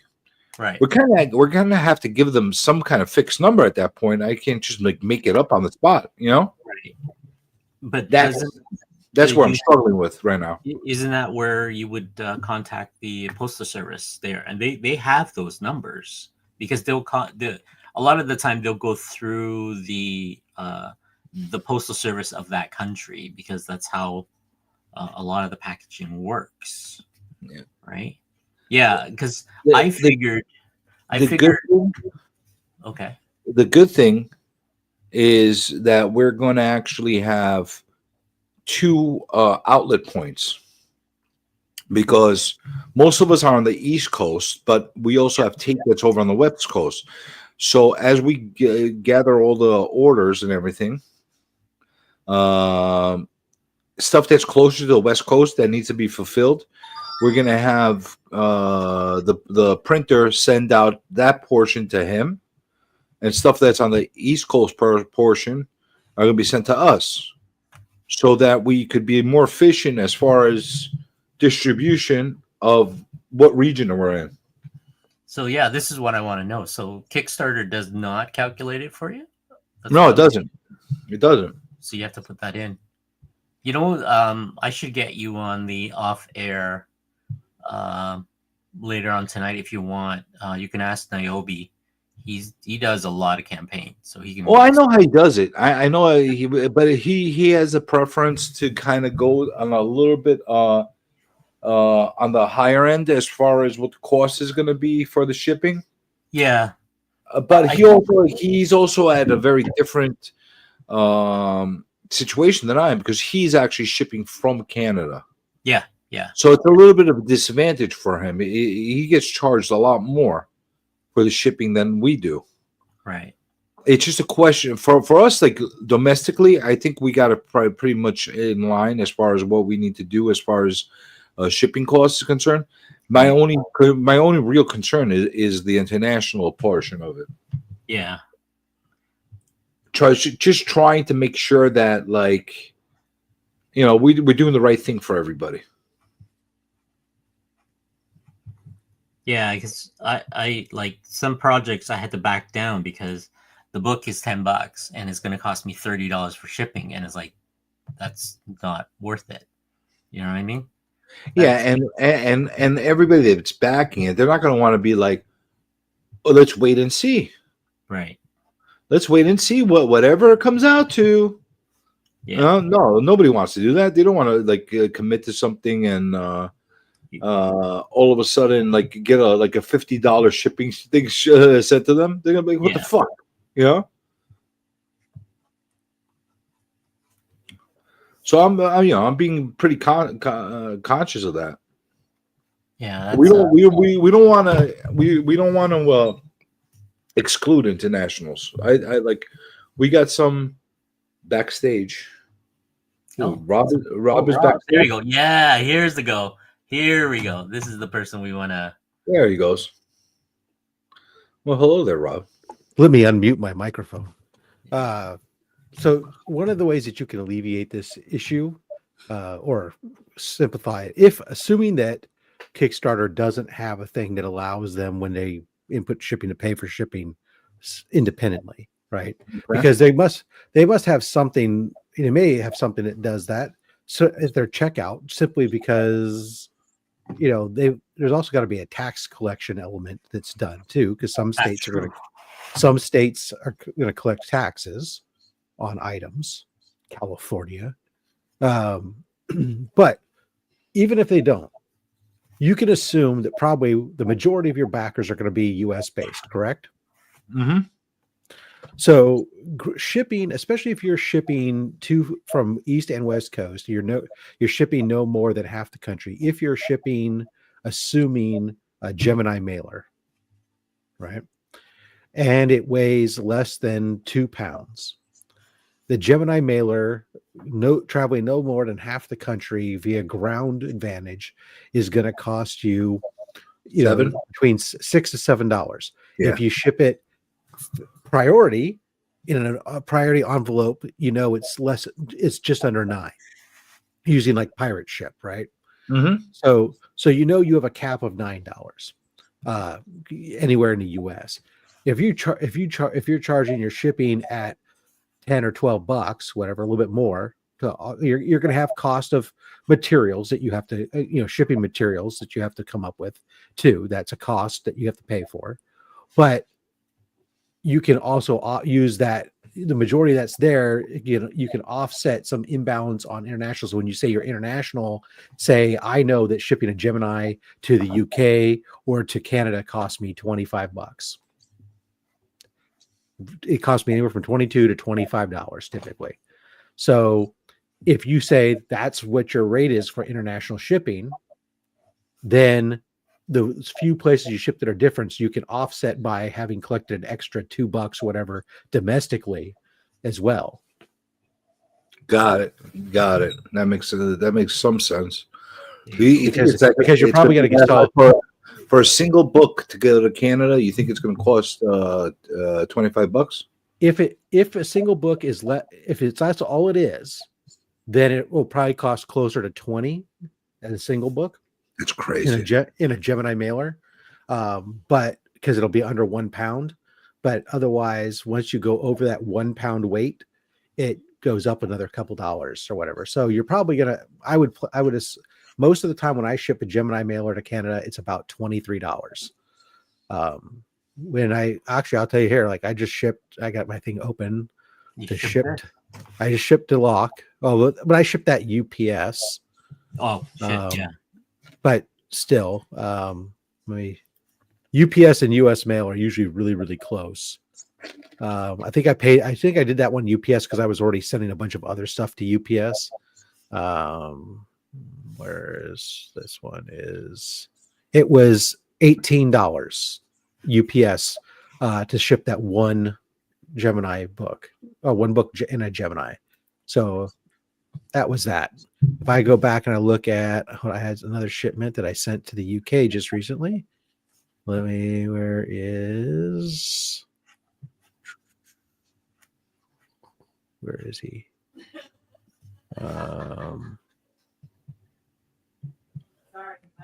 I know. I was just looking at it, checking the shipment status.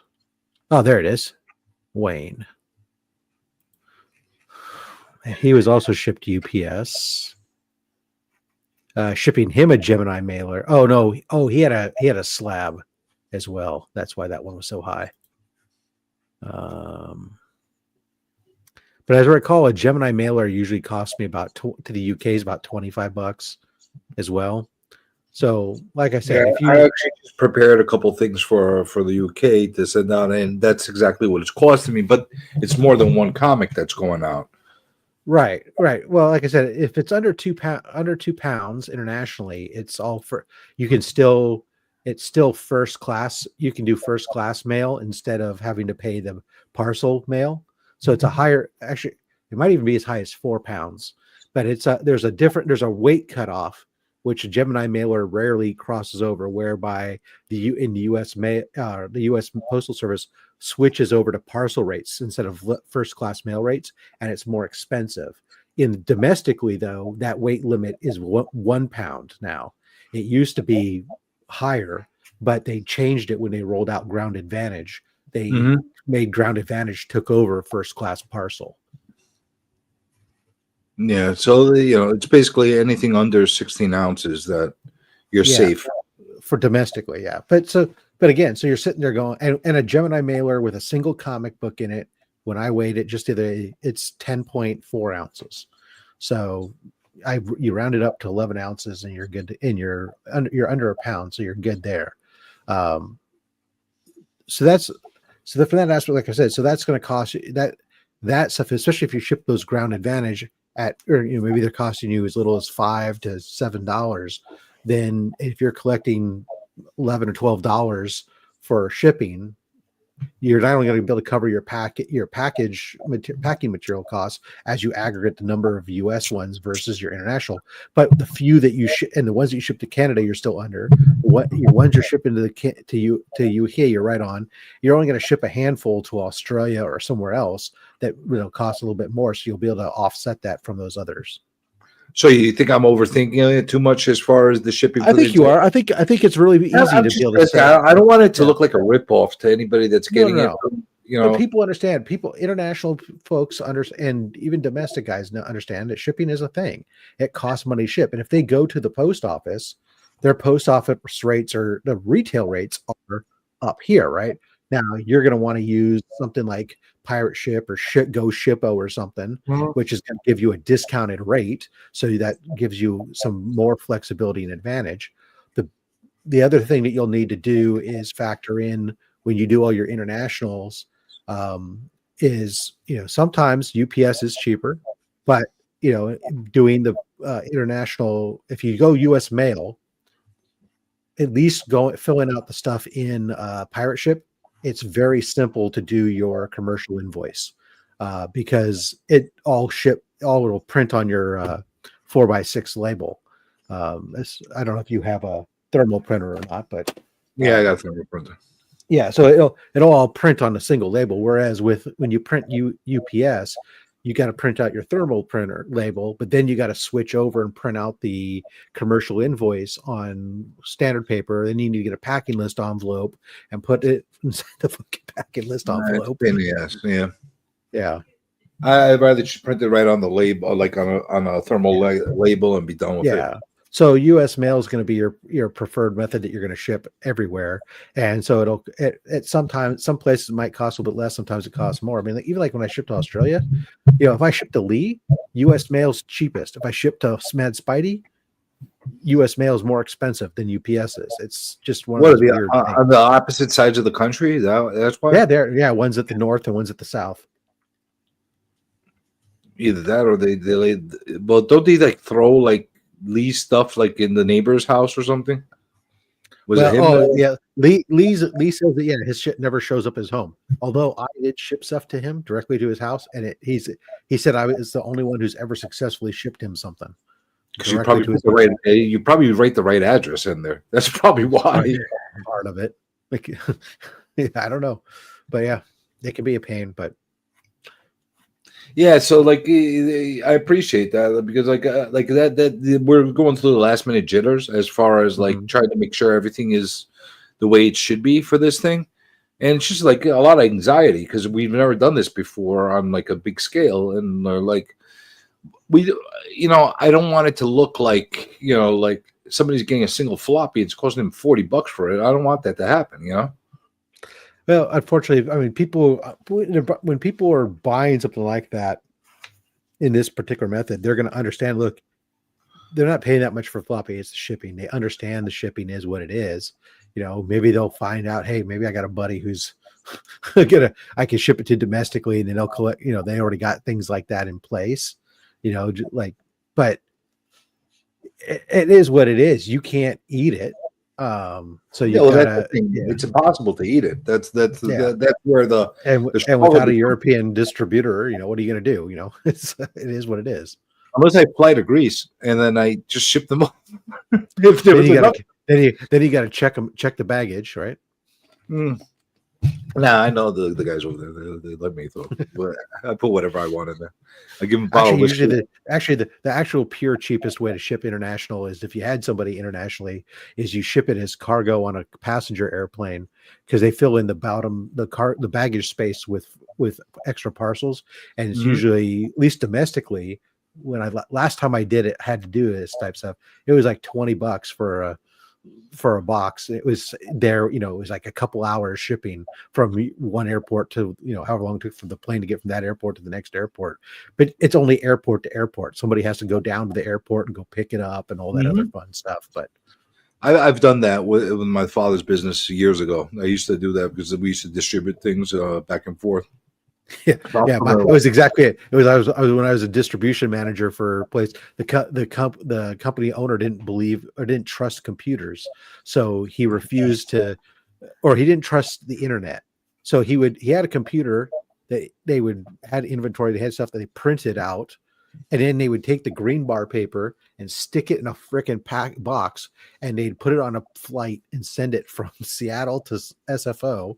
And then I'd have to go up to San Francisco and go pick up this packet once a week. And every week I'd have to take that green bar report home and stay up late that night going through it to do all the distribution by hand. To then get out to my warehouse guys the next day. That sounds like fun. Oh, it was a hootenanny.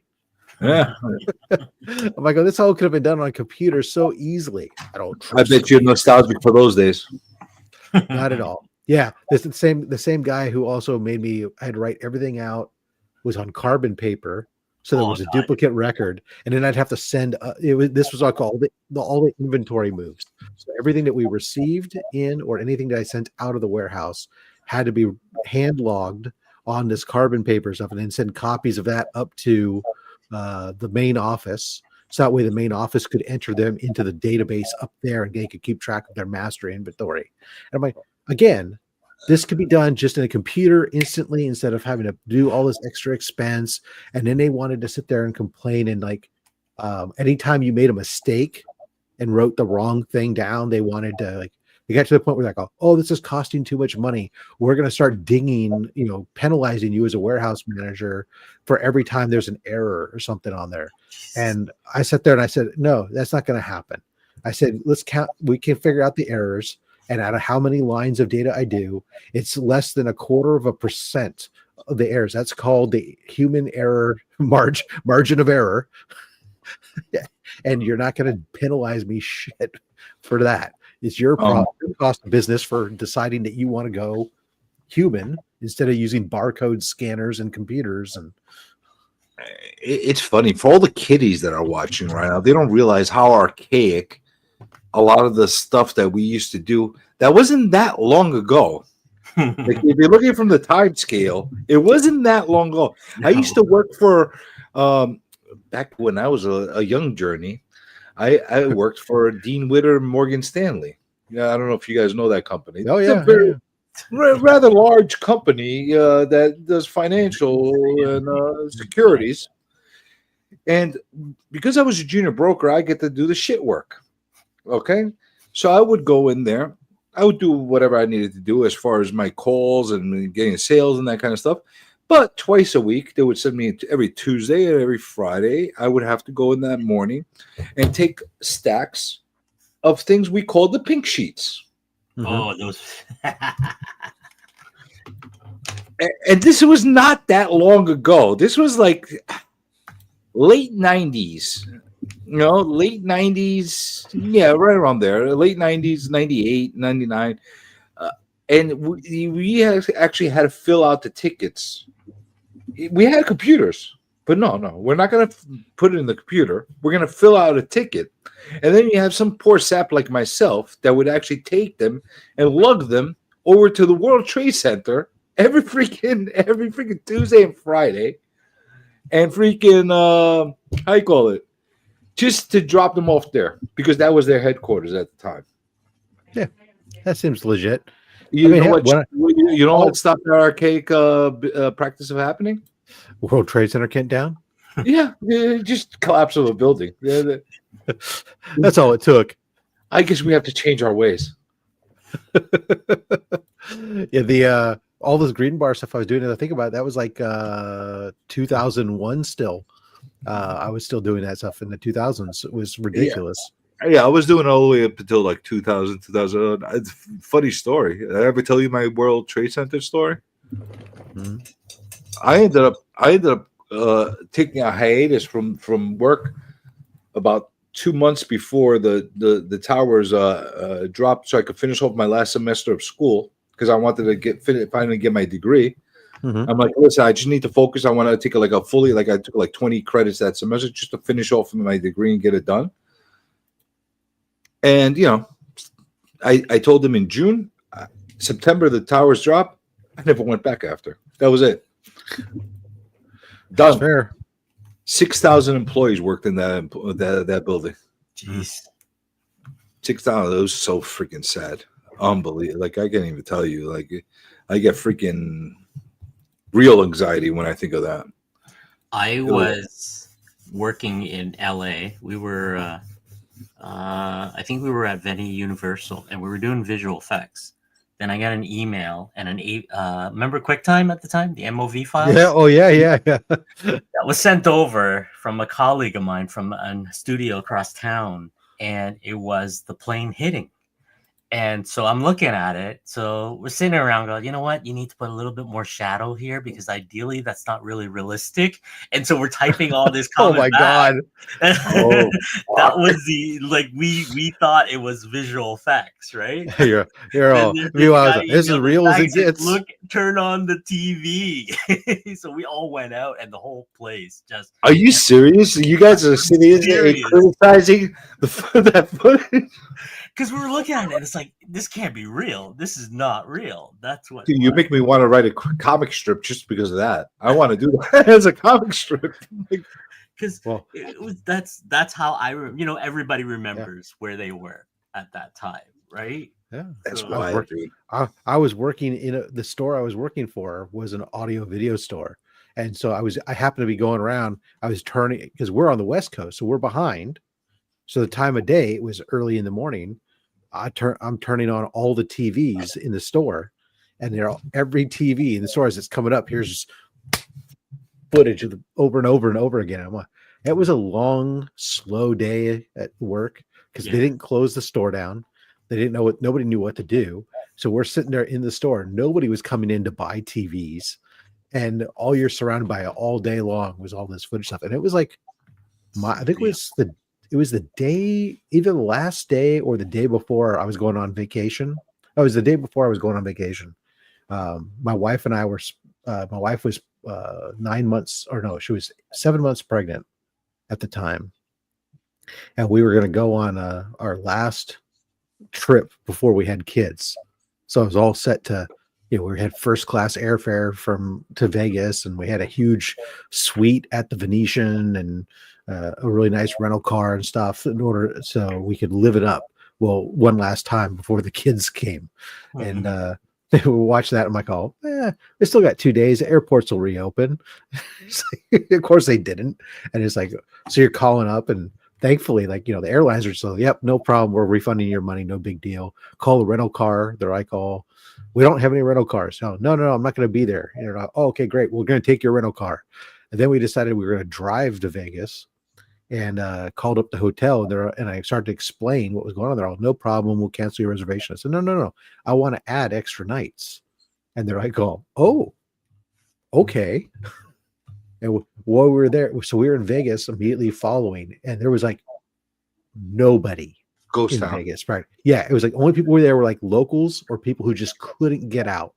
And so as you're going down to like the Venetian canals, right? It's completely empty in there. They're just handing out, seats for shows that are normally hundreds to $200 shows or tickets or something. They're just handing them out because they just want to keep anybody who's there in their casino. Right. The comps were crazy. It was great from that aspect, but sucked for the reason why. Well, that and the fact that my wife was very sick. Turned out she got really sick and spent most of the time in the hotel. There's always gonna be something, right? I got a weird story from that day.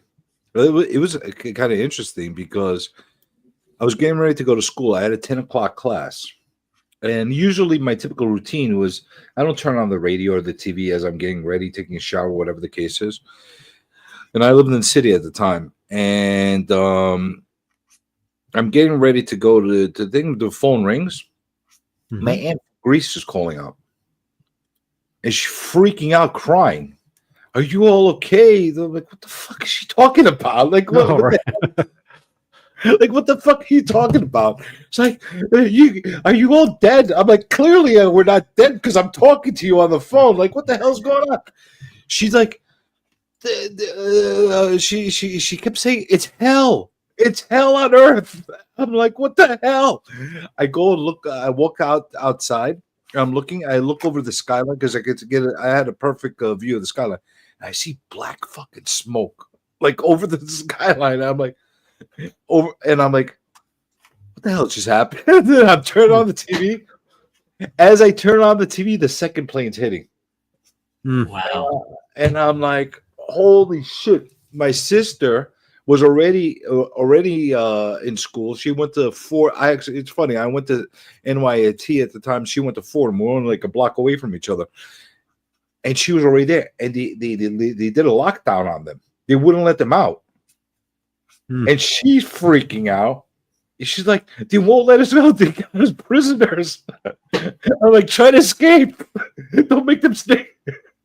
They're gonna bomb you if you stay there. It's like, you're not helping. I'm like, get out of there. So we're going back and forth. It was like it was the weirdest thing. She ends up walking over the bridge, over the 59th Street bridge back. I'm walking towards her. I'm like, all right, I'm gonna go save my sister. It's like the weirdest fucking day out of anything you possibly can imagine. And I'm listening to Howard Stern the whole way. Oh yeah. It was probably the most interesting Howard Stern episode ever that day. Because I turned it on and he's talking about it. But if you go and rewind it, he kind of went from doing his stupid Howard Stern stuff to like all of a sudden becoming like a professional radio personality. Yeah. John Stossel or something, you know? Right. No, it was just a weird experience. And you want to talk about ghost towns? I went there not the following day because they shut down everything the following day. You couldn't take a train, you couldn't do anything. Either you were in the city or you're out. The day after that, I got down and I got to Canal Street and I walked over. And I was with a couple of friends to see like if there's something we could do to volunteer to help and stuff like that. I swear, what we were like talking about and freaking out about before was exactly what I was describing. It was freaking hell. It looked like freaking hell on earth. Like there was still puffs of like all the dust and shit that they came from the building still up there.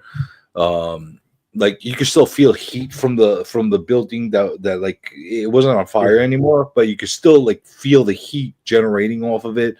It was such a fucked up feeling.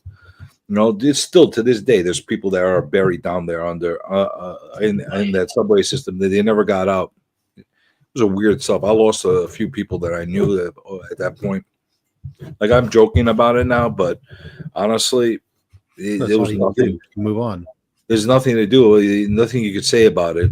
You know, it was probably one of the weirdest sensations I could possibly had, and like that's why I get triggered a lot of times when I see like stuff happening in other countries, like when they get attacked and stuff like that.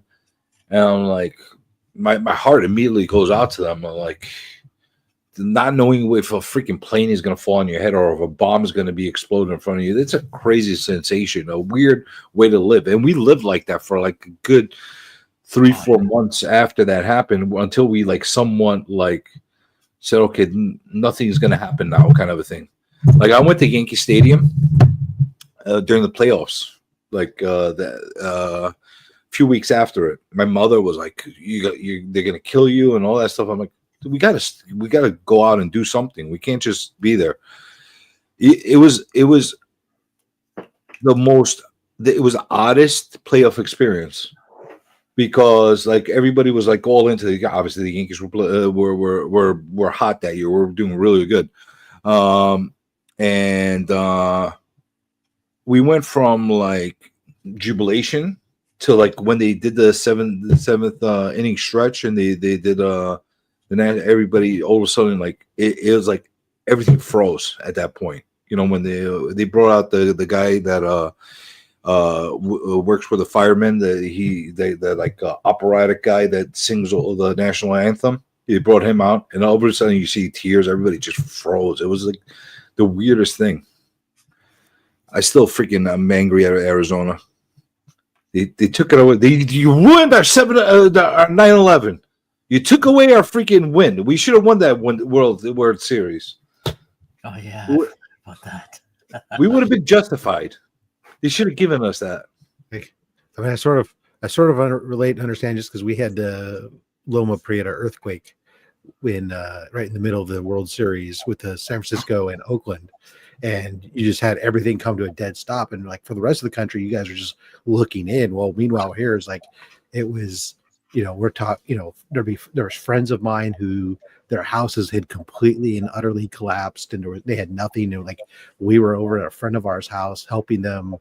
They had a trailer, and they were like moving pieces of furniture that they had that hadn't been crushed in the house collapse because the house had partially collapsed, pulling pieces of furniture carefully out and using them like to create a wall, exterior room around the door to the trailer, and then putting like a fake roof with some tarps and stuff over it just so they could have more space because there was like 5 of them trying to live in a trailer, right?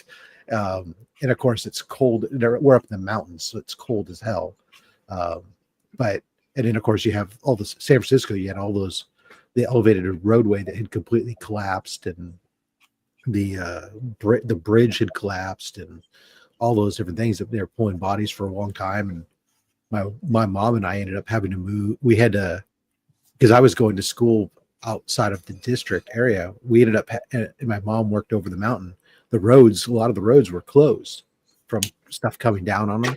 So we had to make our way up, and we had to go live temporarily, like at my grandma's in her spare rooms for several months while they cleaned up the roads and did repair damage and stuff. So we could go back up, you know, we'd go home on the weekends or something because my dad was up there still.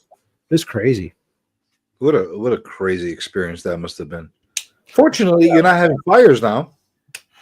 Well, yeah, not up where I'm at. That's why I know that you're not close to where the fires are. But I'm sure you have your thoughts about what's going on there.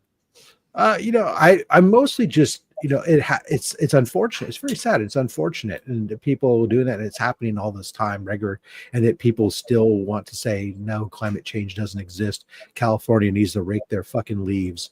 Like that's a real solution that happened. You know, it's going to make a difference. And the other thing that really irritates me is like there's a lot of misinformation about like, you know, water. The water thing was a crazy thing, right? It's like, and all this focus on like, oh, this reservoir was empty and da da da. It's like here's what, you know, if you go watch interviews with actual people who know, the people who work at the power and water department or used to. There was a great interview with a guy who used to run the LA power and water. He knows the actual systems and what it does, right? He's like, look, this fire is up here on a hill.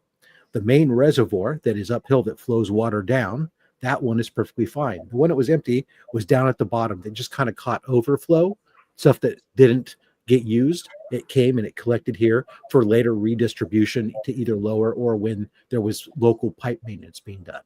He says it would have made almost no difference to water up on the hill because what the issue was, those tanks, storage tanks on the top of the hill were full. You open up the hydrants, water starts pouring out. You go to replenish it. The pumps below can only pump so much water at such a rate. If you're using the water faster than you can replenish it, you're going to eventually run empty. And that's what happened. And if you cut off the electricity, that also stops the pumps from working as well. But they have backup. They have backup power for the pumps. I thought that was one of the problems that happened. They had to cut off the electricity because of the fires. They, And they did, but then eventually they got the backup pumps running and stuff, or the backup generators going eventually. But you still had the issue that you were consuming water faster than your pumps can replenish those tanks, because the fire system there, as well as probably in almost any country, any city in the world, is not designed to fight entire community fires simultaneously. Yeah, They're designed to fight a couple of buildings.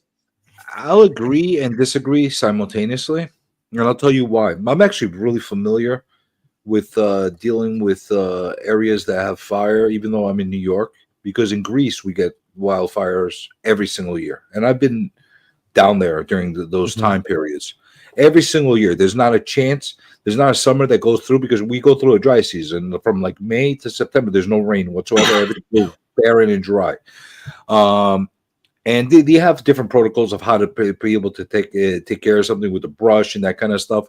And there is some validity to that as far as trying to maintain and stuff like that. But there's other type of mechanisms that can be applied, especially if you're in a coastal city or an island or something along that. You could pull money. You could pull water from the ocean. They don't have the plane. You have to remember, those plane that you saw comes from British Columbia. Don't you find that a little odd that, like, if you're in an area that has consistent fire problems, that you don't have like your own little air force of planes that would do that? If like a country like Greece is a third world country, can have something like that. And I'm not saying they're good. They suck ass at taking ownership, but when it comes to that, they got some stuff that they're able to do. Canada has the largest land mass for natural resources, and timber is one of those big export that the US rely on all the time. So you have to remember that the money that comes into that goes to the resources to protect that area. So in California, when they have these massive fire, there's no forestation, there's no timber companies that's doing that anymore, right? So there's no need for that investment. And a lot of the time when they do forest fire stuff, it was small amount. This is massive. This is but what I'm talking about, shouldn't California have additional precautions and utilize So but they don't utilize the ocean the way they should. Hold on. Yeah. So California has 14 air tankers and a total of 60 firefighting airplanes and helicopters in the California Department of Forestry and Fire Protection. Those are shared resources in addition to California National Guard ones, which then can also be called in and used. The thing with ocean water, and they will use it when they need to, but they are right now, it's salt water. And when you dump salt water onto areas, remember, we don't salt our roads and stuff. Nothing is built to resist salt corrosion here. So when you dump all that on there, it's a decision. You have to decide between how much do you have to worry about the salt corrosion that's going to be down the road versus the fire. And when it gets to a point like it is right now, where it's more important to put out the fires, they're out there dipping water out of the ocean and getting it there and everything just as quick as possible. But at other times they won't do that because it's something that's not as it's not the more important thing that they need to worry about. I would think that would be the first line of defense. Well, but you also have plenty of fresh water. You got to remember, it's odd that you say that. The reservoirs are completely full. They're able to take water from the reservoirs. They're able to take water from the lakes and the stuff. That's what they've been doing as well too. The fallacy that the reservoirs are empty was Bravo Sierra. There was one reservoir that was empty. It had been emptied for a while, and it had nothing to do with water management. It had everything to do with scheduled repairs to that reservoir. There's a reservoir up here where I'm at, they drained it, and it's going to be drained for the next 2 years because they're repairing the dam, because the dam won't survive an earthquake over a certain level earthquake. And the federal government told us you have to drain it and do that repair. Whether or not we wanted to, we have no choice. The federal government said we have to do it. Which is a good choice. Earthquake. Sure, but at the same time, you sit there and you go like, we're dealing with droughts all the time, and we need all the water storage we can get, and it's difficult. Not that I'm not saying it's wrong. I'm just saying it's difficult to then see a full reservoir and get told you've now got to drain it and drop it, right? But you got to do it at some point. And same thing happens down there. They have a reservoir that needed to be repaired. It had been under repair for months. You mentioned something regarding how the streets and the infrastructure is not equipped to handle salt. Yeah. Is that throughout the entire state? Like even the coastal cities and areas? So coastal cities may have some stuff, but that's because like those, but just atmosphere. That's just salt in the air, right? But it's not having direct, salt dumping thousands and thousands of gallons of salt water directly on something is very different than just salt in the atmosphere. And they do have issues in the coastal towns, and they have to do constant repairs to upkeep those things. It's why the Golden Gate Bridge is constantly being painted. It never stops. There's a painting crew on the Golden Gate Bridge every single day, except holidays. They work from one end and they go back to the other and start over again, because you have to constantly keep reapplying paint in order to keep the salt water corrosion at bay, right? Sounds like every bridge we have and every freaking highway we have. Yeah, exactly. So we do have that. And when you go to northern towns where they do salt roads, you have different types of stuff. But LA is a desert. You got to remember, most of that area down there is a freaking desert. It only exists because we pipe water 450 miles down an aqueduct from the north of California down there, so that those motherfuckers can live in the desert and then have a green fucking lawn. Yeah, it's always the green. So you think as a resident that they're doing a good job? I'm hearing mixed stuff from the media. I don't live there, so I kind of reserve my opinion, because I don't know. I'm not affected the same way to give my opinion. I think the firefighters are doing all that they can, they're doing the best that they can do, to be honest. I don't know the full details or anything. I do know though that stuff saying that like, oh, it's because of this, and trying to blame game, try to do the blame game right now. That's not what you do. Yeah. You focus on what do we need? Let's get this stuff taken care of. After it's done, you can take your independent commissions, do some fact finding, get the facts first, and then react based on that. Don't sit there and try to point fingers and throw people under the bus and all this other stuff that doesn't serve any good to protect people's homes and to be able to get them, get a fire put out before it continues to spread more and more. Not for anything. If you have a shitty politician or a person that's running a mayor or whatever that's running an area that's doing a shitty job, if you're shitting on them even more during a time of crisis, they're going to do an even shittier job. Yeah, people react. But yeah, people are going to react and stuff. And it's like, I understand. I mean, that's part of the craziness going on down there. Is like at first the fire chief down there was trying to be, people were asking them questions about stuff, and she was trying to be, not get involved and try to vote. And then people keep cornering and pushing stuff, and then people would start blaming her. And in politics, political people started saying she shouldn't even have the job. She's just there because she's a woman, and she's hired more women, and so it's all woke shit. What the fuck is that? That has nothing to do with anything. Let's fucking put out some goddamn fires. Jesus Christ. Yeah, I agree.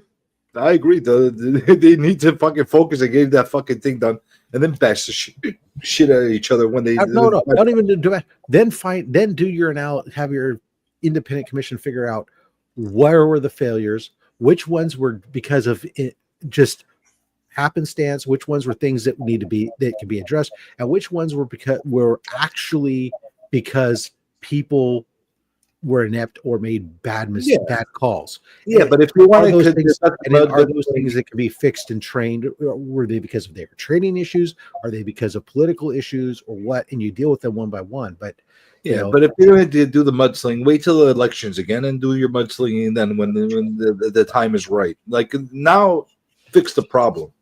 The only one thing I heard that I seem to believe is true, because I actually know one guy that had a similar situation like that over there. He wasn't necessarily fire department, but he was an EMT that worked in California, and there Mhm. were a lot of firemen that were asked to leave the department because they weren't vaccinated during the time of COVID. And I seem to believe that there is some truth in that they had a depleted crew because of that situation. I don't know any. I don't know what. I don't know about that, but I mean, I do know that. Um, I don't know about people being. Yeah, I can't speak to that, but I mean, I don't. Even if they did, I don't know for a fact. I don't. I don't know. I don't I know know is the how. one EMT guy that had that happen to him. Even if there were a few, a few, you're gonna they would have spread around. They've had time to hire new people and get new classes out and stuff. To some degree, I mean, you may still be down some bodies, but I mean, I don't know that that's having. Let's say you had another 50 people. Does that make a difference when you've got these fires? The problem is ultimately is the winds. Those winds, when you're talking about 80 to 100-mile-an-hour winds, There's no and stopping that, That's man. no joke. That's no And- joke. It's going Right. through winds like that. yeah, you're basically talking close to hurricane scale winds, and then you got fire and it's blowing that shit around. And on top of that, that area, which is already the desert, only has had less than half an inch of rain this year. That's less. Normally, this time of year, they're supposed to have had about 3 inches of rain. So you've had a fractional amount of rain. So the vegetation there is, plus all the years we've had of, and this is the thing that starts compounding our issues, is the consistent years of drought puts more and more stress on the vegetation that's there. So even the vegetation that looks healthy is less resistant to these types of things, and they're dry and they just go up. So it becomes a self-feeding inferno. Do they have systems there that can take the salt out of the water? Desalinization, yeah. They do have You systems. can. You can, and they actually have a desalinization plant. There's a couple reasons it's not widespread use. One is cost. Simply, how Americans are. We bitch about, because you have Caribbean islands that are supporting the entire island off of that system. No. Hold on. I said it's not that it's completely cost prohibitive. It's just, Americans. If I tell you the cost of your water is going to go up 20%, they bitch and complain and go to their. It doesn't matter what it is. They bitch and complain. It is more because it takes energy and everything else. That's one element of it. Is that it costs more money to get that water than it does just to let it come down take it from other parts of the country or state. The other element of it is that they have to everything that gets done is blocked by some other fucking group that wants to put things through.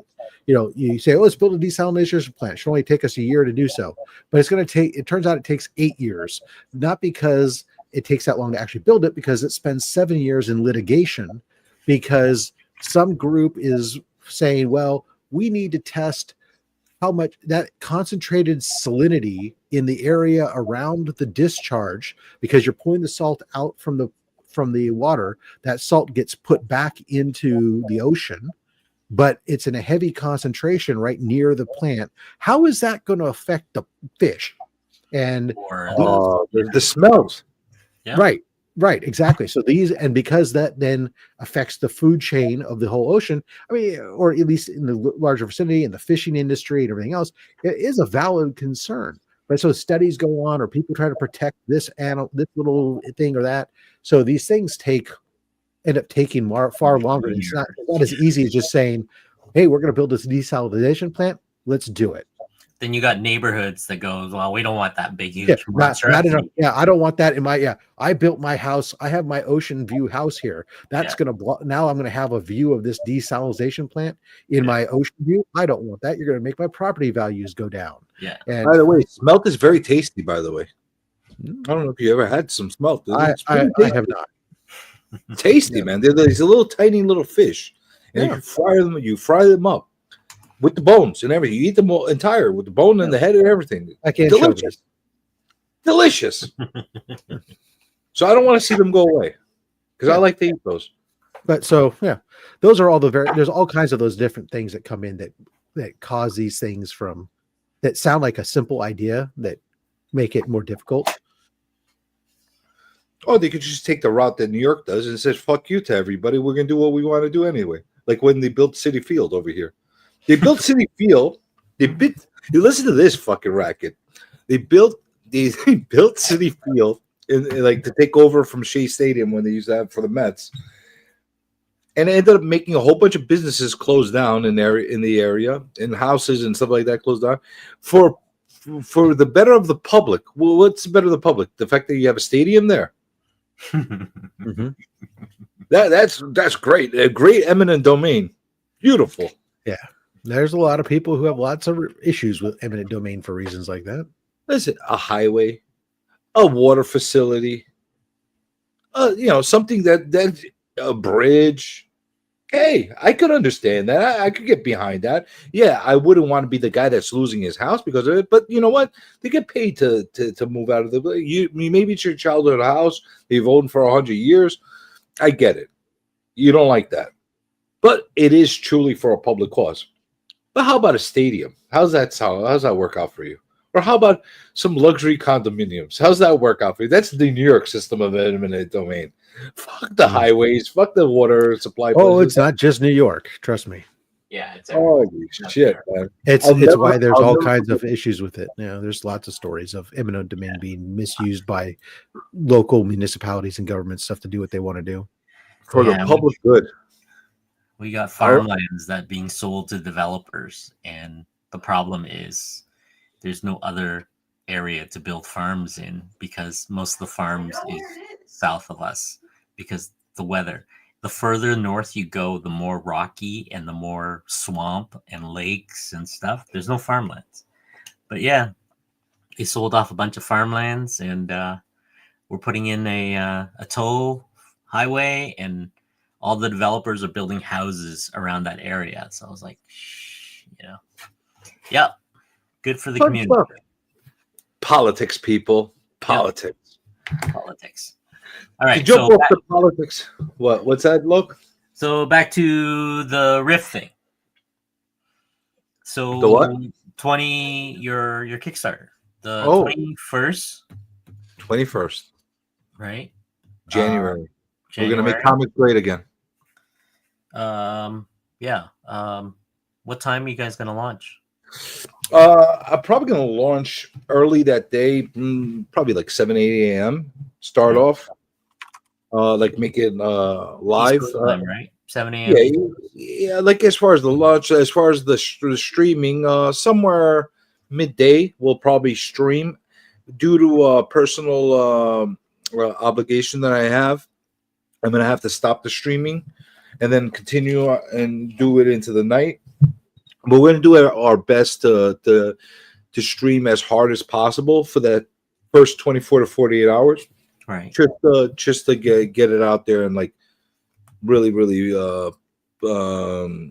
make everybody aware of what's going on, and at the same time give everybody a opportunity to get like an early bird special. We're gonna leave a 20% percentage off for that first day, maybe the first 48 hours. I got to see how Kickstarter will allow me that. That's another thing I'm tweaking right now to try to see how I could work out if it's 24 or 48 hours, whatever the case is. We're going to do that, and hopefully we get some fun and good results out of it. Rob, what do you think of the idea? Have I ever told you what we were doing?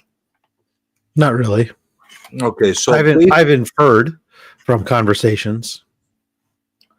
Okay, so you kind of get an idea of what the project is? Yeah, you're making a comic book. No, not just any comic book. You're making the comic book. No, we're not. We're making a comic book. We're creating a story. We're creating a new world, but we're also creating a new concept behind creating comics. So this is how basically what we did. We had one writer write a script for us. He gave that same script to 4 different artists, myself included. and he wrote it out. Basically, gave us a very minor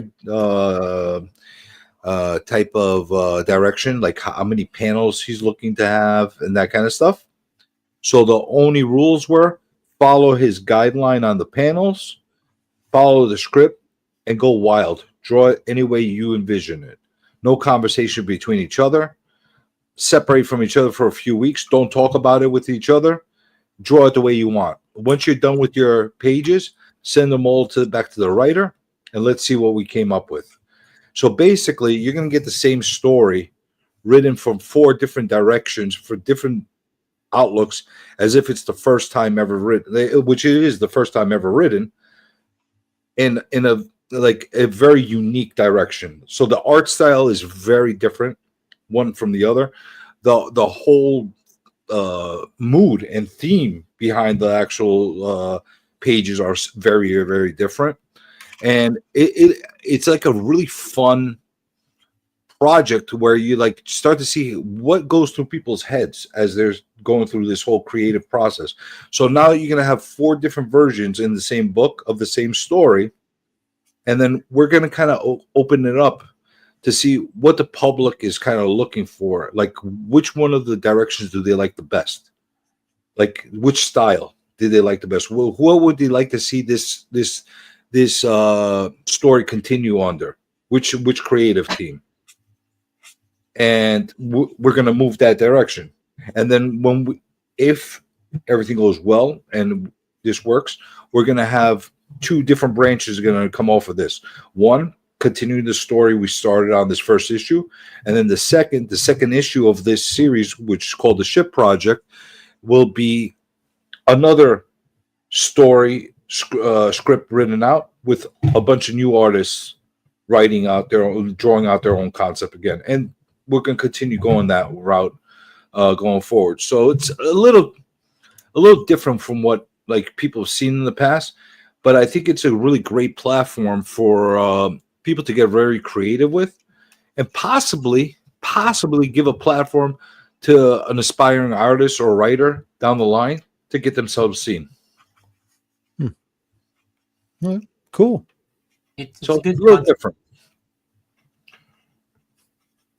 It's like it's more, I think the way I saw it was more seeing what the artists interpret from the script, right?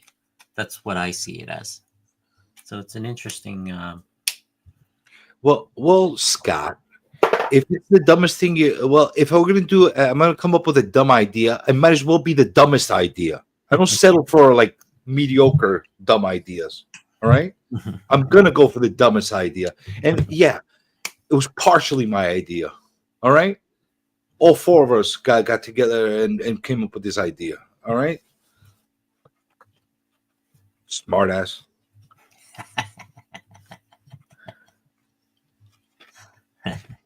That's what I get for trying to be fucking different. worked out the lighting. I know what I'm gonna do now. That's the lighting part. This is the muddy part, Rob. This is all muddy right now. It doesn't look like anything until I do the inking and everything afterwards. This is like this is how I color. So I look at I see it as a light source. So my main light source is right here. So this is where Electro's blast. Electrode, is because he's caught, right? So Spider-Man got at least one of his arms. So I want to do something like stuff coming off of here too. So they're all caught somehow. So he's lighting up, like he's angry, he's pissed. So he's lighting them up. So that's how I see the light source for this part. So that's why you're seeing a lot of this, right? So that's my process. So a lot of it that's is fine. I'm not worried, man. I've seen your finished work. You can't when you're getting in the middle of something like at this stage, you can't judge anything because there's so many layers of stuff that go on. That it's like, it's almost actually sometimes it's like I'm glad. Oftentimes, I never see the in between. It's like Yeah. I get I see the finished work, and then like maybe there's a lot of artists where I've gotten like videos afterwards where Yeah. it's like a time lapse Yeah. fast forward to it, and you're like, oh, that's fucking crazy Yeah. to see it play out. So I've seen it play out in several times. So this is the first time I've ever actually got to see something over an extended period of time to see something play out. I'm excited, but Yeah. Right. You know. It's fun watching the process. It's a lot of like, for me, it's the I've always been, what does the light do? Right? Right. The light creates the scene. That's what this is, right? Right. And, Nothing can be more distracting than if all of a sudden somebody's got things lit from all sides or something, but shadows and shadows at the same time. You're like, oh, they go two different directions or something. You're like, wait, how do you not understand how this works? Yeah. So the idea What's here up, Lady F? Is I want to be able to concentrate, because there's a reason why I put this yellow here and the light here, and that is because I want you to turn the book. I want you to see this part of the book. Right. When it's closed. Yep. Yeah. So that's why when I go through this, I'm like, okay, so I'm staring at it. Because once I put markers to, there's no going back. Right. that's the thing, right?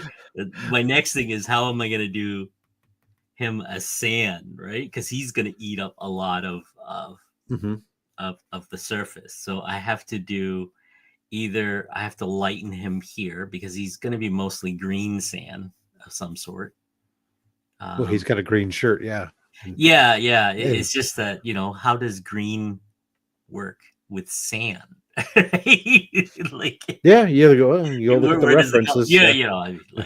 But that's easy enough. It's just the background that I want to make sure that there's some focus and all the sand particles and stuff like that. I'm glad you're enjoying it, because that's always fun, is when an artist enjoys doing a piece. That makes it even better. Yeah, it's a good challenge. It's a good challenge, right? So this is that's why I said, can you even squeeze it? I mean, I know that they can, because it gets done, but usually they're drawing on much bigger paper and it gets shrunk down. So it's like, can you? When I said, can you even do this? It's like, well, at least I'm going to a guy who's doing a lot of cards, so he's used to doing smaller figures. It's just enough. It's just enough detail. That's all it is. Right. I'm just putting enough, because later on I'm going to go in and do the brush, right? Because the brush is what makes the line a lot. Then I'll put textures into the surface and stuff like that. So that's the next thing. Super. Listen, Scott, if I knew you're going to use my art as a security deterrent, I would have charged you triple for what it was. So count yourself lucky. Fucking smart ass.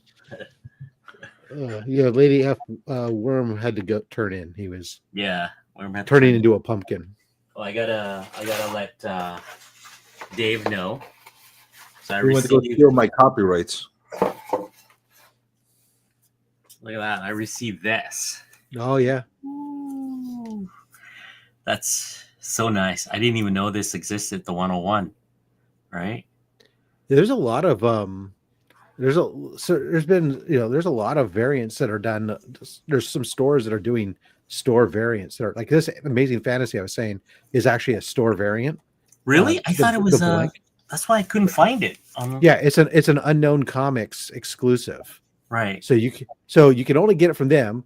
So I don't know if the really nice cardstock is that all Marvel is doing it, or if that's something to do with their particular. It's a really thick cardstock. I'm very shocked. It's thicker than this, so I'm thinking this is the store variant. It might be that it's an exclusive thing that they did. It's exclusive. It's thick. Yeah. I mean, it's quite possible. I've bought in several. I have like a whole stack of. I used to have a stack of these Amazing Fantasies. I think I only have like 2 left, and then I have like a stack of their exclusive for Ultimate Fallout 4 facsimiles and stuff. And because I did like, I get a lot of Spider-Man variants because I've been collecting commissions. I've been collecting the Rogues Gallery. for Right. Spider-Man, and in the Batman, same thing. So most of my blanks are various Batman and Spider-Man blanks. I think right now the most of my Spider-Man are like an ASM 129 blanks. There was a bunch of those that came out recently, but and that was the one that I had that Punisher commission done by oh my god, I don't know if you saw it, Locke. I think so. Marco Santucci, the wraparound Yep. that he did. Oh, like I'm here. Let me just share it anyways, just so that way anybody who hadn't seen it this watching knows what I'm talking about here. Let me just boom.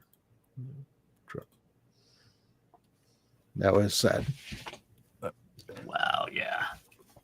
Yeah, that was Yeah. fucking great. Yeah. Yeah. Because this feels like a backboard. This like a backing board. I mean that. Mhm. And look at this. I'm already using the marker, and they don't seep through.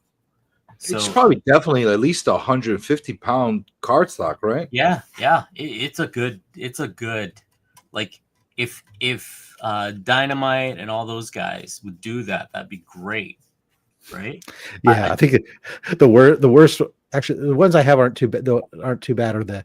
I thought they were going to be awful, but it turned out to be decent. Right.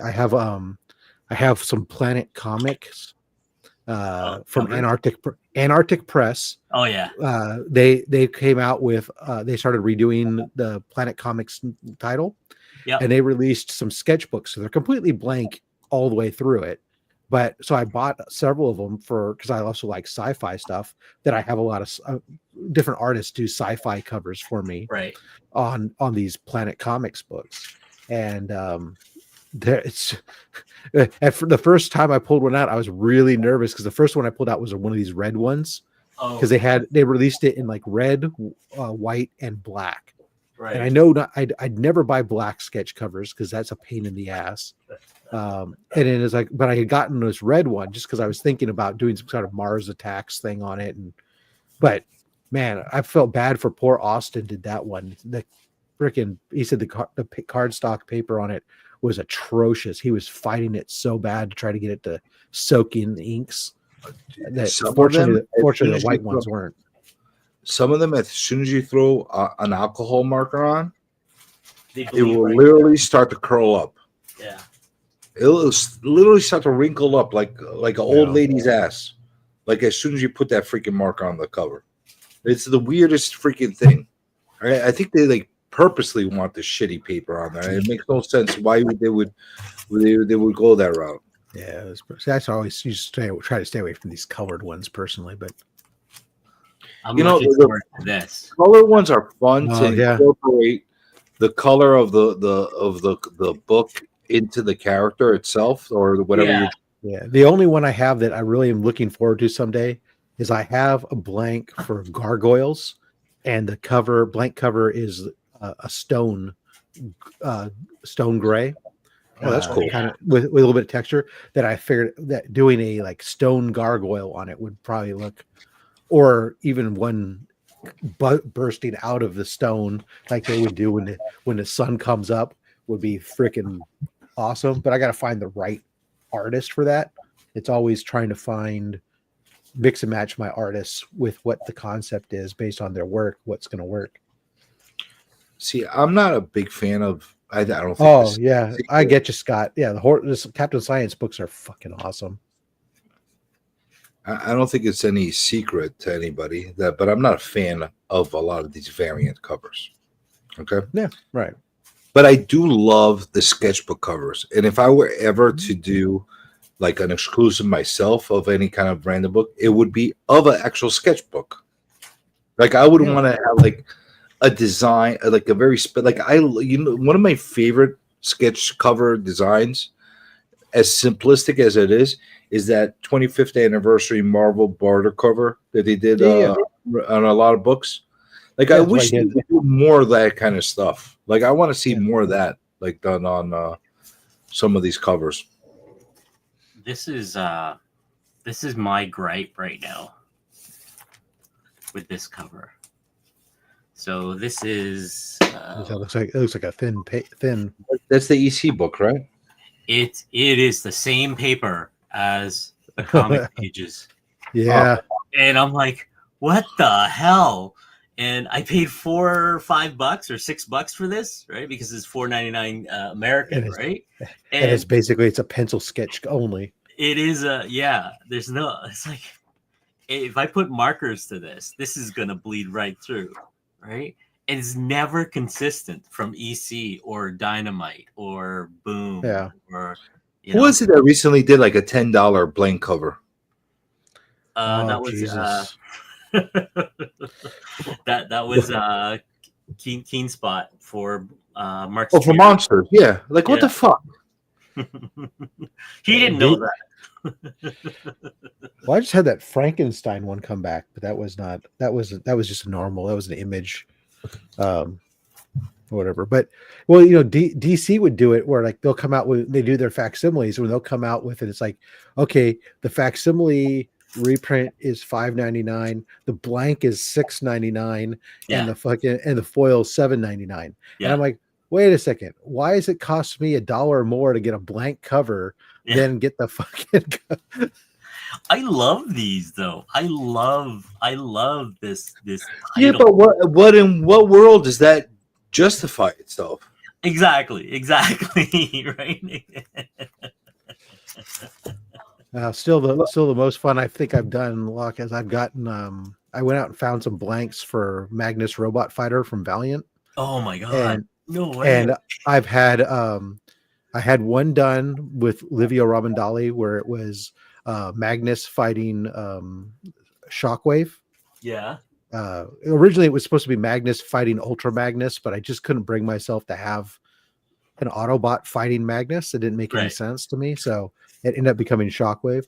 And then the other one I had done, I took my other blank of Magnus Robot Fighter with me to Heroes last year, and got with Bill Morrison, and he had Bender that one boxing Zap Brannigan. So Zap Brannigan's outfit is essentially the old Gold Key Magnus outfit. So it's just absolutely hilarious, and it is the best. It's the most expensive sketch cover I've ever paid for, because him multi characters full color is not cheap. Yeah. But it was worth it 100% because it was just like, it's so good. Yeah, I'll bet. There's only one sketch cover that I really, really covet to add to my, like, I would like to get multiple copies of it, but it's so limited and it's gotten so expensive, and that's the Lobo sketch variant. You see what the freaking thing is going for right now? I would imagine. Even get it. That's the thing. No, it's been like that for a few months. Yeah, like $50. Yeah, like I don't want to pay $50 for something to draw on. Yeah. Hey, we sold Comic Screen Cancer this last year. We had a something that's killing the children blank variant. That was one of like the ultra rare, like limited print run exclusive store variants or something for that blank that it was retailing for up to close to $200. We auctioned it off. It went for over $100 and something. Wow. Yeah, but you're talking about something that came out like 3-4 years ago. Something that's killing the children. That blank cover. I don't know, but it's like a number one. Or something, right? There was only like 250 of them or something. But yeah, still, but it still seems. I mean, who's going to draw on it? Not me. I mean, it's like it's a blank cover, so you could draw on it. But I mean, are you gonna give somebody? Oh, here, Mr. Artist, please take my. I mean, maybe if I had, I was getting a commission. I don't know, from Jenny Frizen. But hey, Jenny, could you do a little something that's killing children on this something that's killing the children blank? Yeah, that actually would be appropriate. Yeah, Jenny Frizen would be. Yeah, exactly. Then maybe, but I mean. Take it easy, Scott. Scott's sad because we're not doing any Spectre talk or Black Bunny Mask, but that's okay. Actually, so there's some point in time where I think I'm gonna. Scott's turned me on to the Spectre a little bit. I'm thinking at some point I'm gonna have to get myself a. He got me drawing it. I drew a few different renditions of the Spectre at one point because of him. Yeah, right. That and Jonah Hex. I haven't drawn Jonah Hex. That's a good one too. Yeah, it's because of him that I drew the first one. So like I was like, what the hell? Yeah, and like I promised him to draw something extra for him, and then like I'm like, what character you like? He's like, Jonah Extra Spectre. I'm like, what the fuck are these characters? I never drew these characters. Now I gotta learn how to draw these characters. And I ended up drawing both of them, I think, for him at that point. But I call it. But the Lobo thing is not that old. No, it's brand new. It's just that it's like, I what guess, the fuck? Is it speculations? Or? No, it's just he didn't print a lot of them, or like people gobbled it up because there was no other the other sketch cover of that. Also because of the announcement, everybody. I'm sure that has a little to do with it, but the fact that it's a sketch cover of a reprint, come on, dude. They're almost all of them are, or at least half of them that come out these days are reprints that are their sketch covers are on reprints. It's like because both DC and Marvel are putting out a different facsimile every other week, and they always have a sketch cover variant on it. Let's look at it from this aspect. The first appearance of freaking Lobo goes for $300-400. You're gonna sell me a facsimile sketch? Only in a 9.8. Yeah. I mean, I don't know what it is right now, but I know a 9.6 a couple months ago only cost you about $120 to $140. Yeah. Oof. Yeah, that's when I bought mine. I paid $120 for mine because it was like how at $120 for a 9.6 first appearance of Lobo. How could you not? I think I've got my 9.6 of Omega Man 3 for I think $125. That was like a year or two ago. Oh, sorry, yeah, Omega Man 3, yeah. Jeez Louise. And I got my Lobo 198. I remember. For less than $100. Was it Simon Bisley's Lobo? That's what I got. That's the Lobo 98. The Lobo 1 limited series. Favorite cover ever done by Beasley for me. Yeah, I'm gonna see if I can do that as a painting style. I did a few homages of that. I love that freaking thing. Yeah, it's by far. Well, Beasley's one of my favorite artists to start it with. So yeah. But you know the point is you could get a freaking first appearance of freaking Lobo for that kind of they're charging a freaking sketch cover for freaking $50, a blank one. Come on, you're driving me like some things I can't like. I just can't justify or swallow to pay. Yeah, especially if I wanted just to draw on it. I wanted to get like a handful of the covers. So I could like draw out different Lobos on there. Guess what? I'm gonna just buy a Strathmore pad with 50 pages on the inside of it, and I'm gonna draw as many Lobos as I want. How you like that, DC?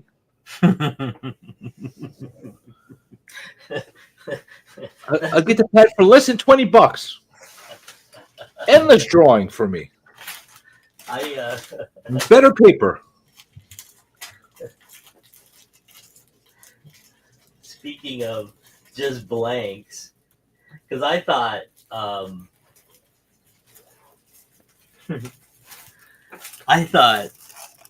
these had content inside, so I ordered it. The ones that are blank. They're just 24 pages of blanks. That's what I was talking about. The Planet Comics ones I have are like that. I think this is Planet Comics. I didn't know. Oh, are they? Well, where's the headdress? Nothing. There's no even headdress on there. Oh. There's nothing. No. They have a if they're the Planet Comics. If they're the Planet Comics, ones, they have a protective cover over it. But $20 per pack. No, okay. How many are in the pack? Wait, how many are in the pack? 2. Oh, they fucked you. Oh yeah, I got screwed. Well, on the upside, actually, those aren't bad. Just because, I mean, granted, you're probably not going to do anything inside. But somebody wanted a sketch cover on something, maybe they don't have the right blank. I mean, it's a generic. You can do whatever the fuck you want with it. This I will take to a con. Yeah, and I would get, every one of my favorite artists or something like that. That's what I started doing with my Planet Comic one. Is I started going around to different artists. I asked them to draw. I said, would you just sketch a quick sketch of a robot, any robot. Yeah. And it was because it was a sci-fi book. Yeah. And I got some to it, and some of them looked at me like I was fucking weird. Yeah. And I did, and then I accidentally gave that book to somebody to do the sketch cover on, and it went to CGC and it got encapsulated. Yeah. So I'm like, oh fuck, I lost all the art on the inside of the book. But Yeah. Well, like I had mentioned that to you, local, that my plan is when I start doing the shows to actually have a blank sketchbook like that. The only difference is there'll actually be a headdress on it. Yeah. Which I could sell at the booth as supplemental income to cover like some of the expenses, where people could buy it for $5-10 and actually go and get all their sketches done throughout the con. But it would be like something like Sketch Hunter or something like that would be on the title, and people would go around, or Comic Con Sketch Gallery or something like that, and people could just get it and like get all their stuff signed. But it would be nice quality paper, like whatever the cardstock is going to be outside would be on the inside as well. Cardstock, they're actually. Oh, it's all good paper. That's good. That would be, what that would be phenomenal for, actually. So if you did one, like you said, for yourself, where you just had, got people to do stuff for you, so you had that as a thing. The other one, just over time, you when you're in between, you just do it all you. So like you do your own. It's an OA art book that you, and then you'd have a high sticker price on it. Don't get me wrong. You have it at the con, but somebody fucking that is eventually buy. It's like it's every single page is an OA page. That would be fucking sweet. You'd have to sell it for at least, I don't know, Jesus Christ, I don't even know. Wow. Even if you did it in your spare time, you have to be asking at least $1,000 for it, but it's still not going to be worth your time. Time if that was what you were doing dedicated. But if it was just filling in your in between stuff that you had nothing else to do, I wouldn't mind sending this out to my different artist friends, getting them put something in each one. That's not a horrible idea. Yeah, and just paying them. It was like a train, right? You send it to the next person. Or you really get it. So my buddy is working. I have a buddy of mine who's working on a project where he collaborated with a whole bunch of different people, and they each did a 1-page comic. Like it's like a drink and draw. yeah, exactly. Like and it's like. So here you go. So it's like each one's a single page, is a picture and a little bit of a little art or whatever it was, 1-page comic, and it's just like that would be that's dope. I shouldn't even talking about it because it hasn't been published yet. But I'm excited when he does. Well, he's been what am I saying? He's been posting all over Instagram and Facebook. I know who you're talking about. His preliminaries on it. Yeah. So I know who you're talking about. He sent me a couple of Scott things to look in. Are you talking about Scott? No, as far as the single page thing, I'm talking about somebody else. No. This is my buddy Scott Morse. There's somebody else doing something like that. It's called the Ink Runs Cold. He's been posting all over. He's been posting on Instagram like teasers and stuff to it. But it's a collaboration. Because he'd worked for Pixar for like 18 years, as well as he's also worked. He's worked for IDW and DC and Marvel and stuff. But he does scholastic stuff. He's done stuff for our art book, and he did the art piece in the Captain America. I know who it is. Yeah. No, it wasn't the Captain America. It was the Sergeant Fury. Oh, I knew it was one of those patriotic ones. Yeah, versus the Commandant Cancer. Oh, he's a very talented dude. Very, very talented. There's actually somebody that's doing something very similar to what you were describing. Oh yeah. I'll tell you offline. Or I'll write in the private chat. I don't want to blow up his Dracula. Mails are coming in, and that's who it is. I backed what do you call it? George Best, Bram Stoker's Dracula. So I think this cost me about a couple $100. Mm-hmm. But it's just the presentation of the cover, with the foil, and it's just an entire a couple 100 pages of just black and white. It's just gorgeous. It's the full novel of, you got Dracula, You got Frankenstein, Yes. right? And it's just there's the Dimitri. See, I like those kind of books, and that's like a full adaptation, right, of the original novel. It's the full Yeah. of the original novel. So it's Mary Shelley's, right? The stuff. My favorite comic book adaptation that was really good, and I actually got an A on a book report when I was a kid because I didn't want to read the real book and I read the graphic novel of it, was The Hobbit. Have you ever seen the Hobbit graphic novel adaptation? Yeah, Jesus. It was done so well. And I read that and I wrote a full book report on that. Didn't even have to read The Hobbit. God, I love this. This is I've never posted that Frankenstein up here. Interesting. it's just like the You saw who I wrote in there, Rob? Yeah. Yeah, that's the guy that I was telling you about. all right. He's doing something similar. Oh yeah. Okay. So it's 12:30. All right, we're gonna end it. Yep. So No worries. Rob, what do you have coming up?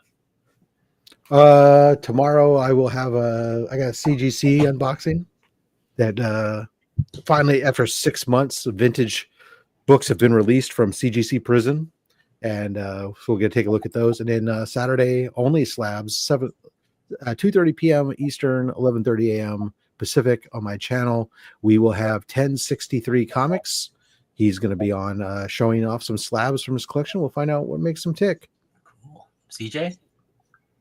Well, you know what's coming up for me. I know where it's coming up. You know what's coming up. Does the chat know what's coming up? I don't know if the chat knows what's going up. Well, let me tell you what's happening. We're going to launch our Kickstarter on the 21st of January, and it's going to be spectacular. We're going to focus on 4 different artists, myself included, a writer, and it's going to be a collaborative project unlike anything you've ever seen. It's going to be spectacular. It's going to be fun, and we want everybody in the community to come and join the fun with us. We're going to do a full day of launch party streaming. All Nice. right. There you go. All right, everybody. Thanks for hanging out. I guess next Wednesday. Why you mention what for? You got to pee? No. I'm just gonna take it off the air. That way. Oh, I thought you just had to like pee out of nowhere and like I gotta go. No, that's really what it is, right? Because I usually work late. I got to start working on the Star Wars stuff, and I can't do that online. So that's the reason for it. Yeah. Right. that's my thing. So yeah, next Wednesday, I guess we'll join 9:30 again Eastern Standard Time with Nauman. Come out, join with us, and just draw and just hang. That's pretty much it. All right, guys. So have a good night. Watch my commission used as a mouse pad. That's right. Good thing it works on any stream. All right, night, everybody. Good night.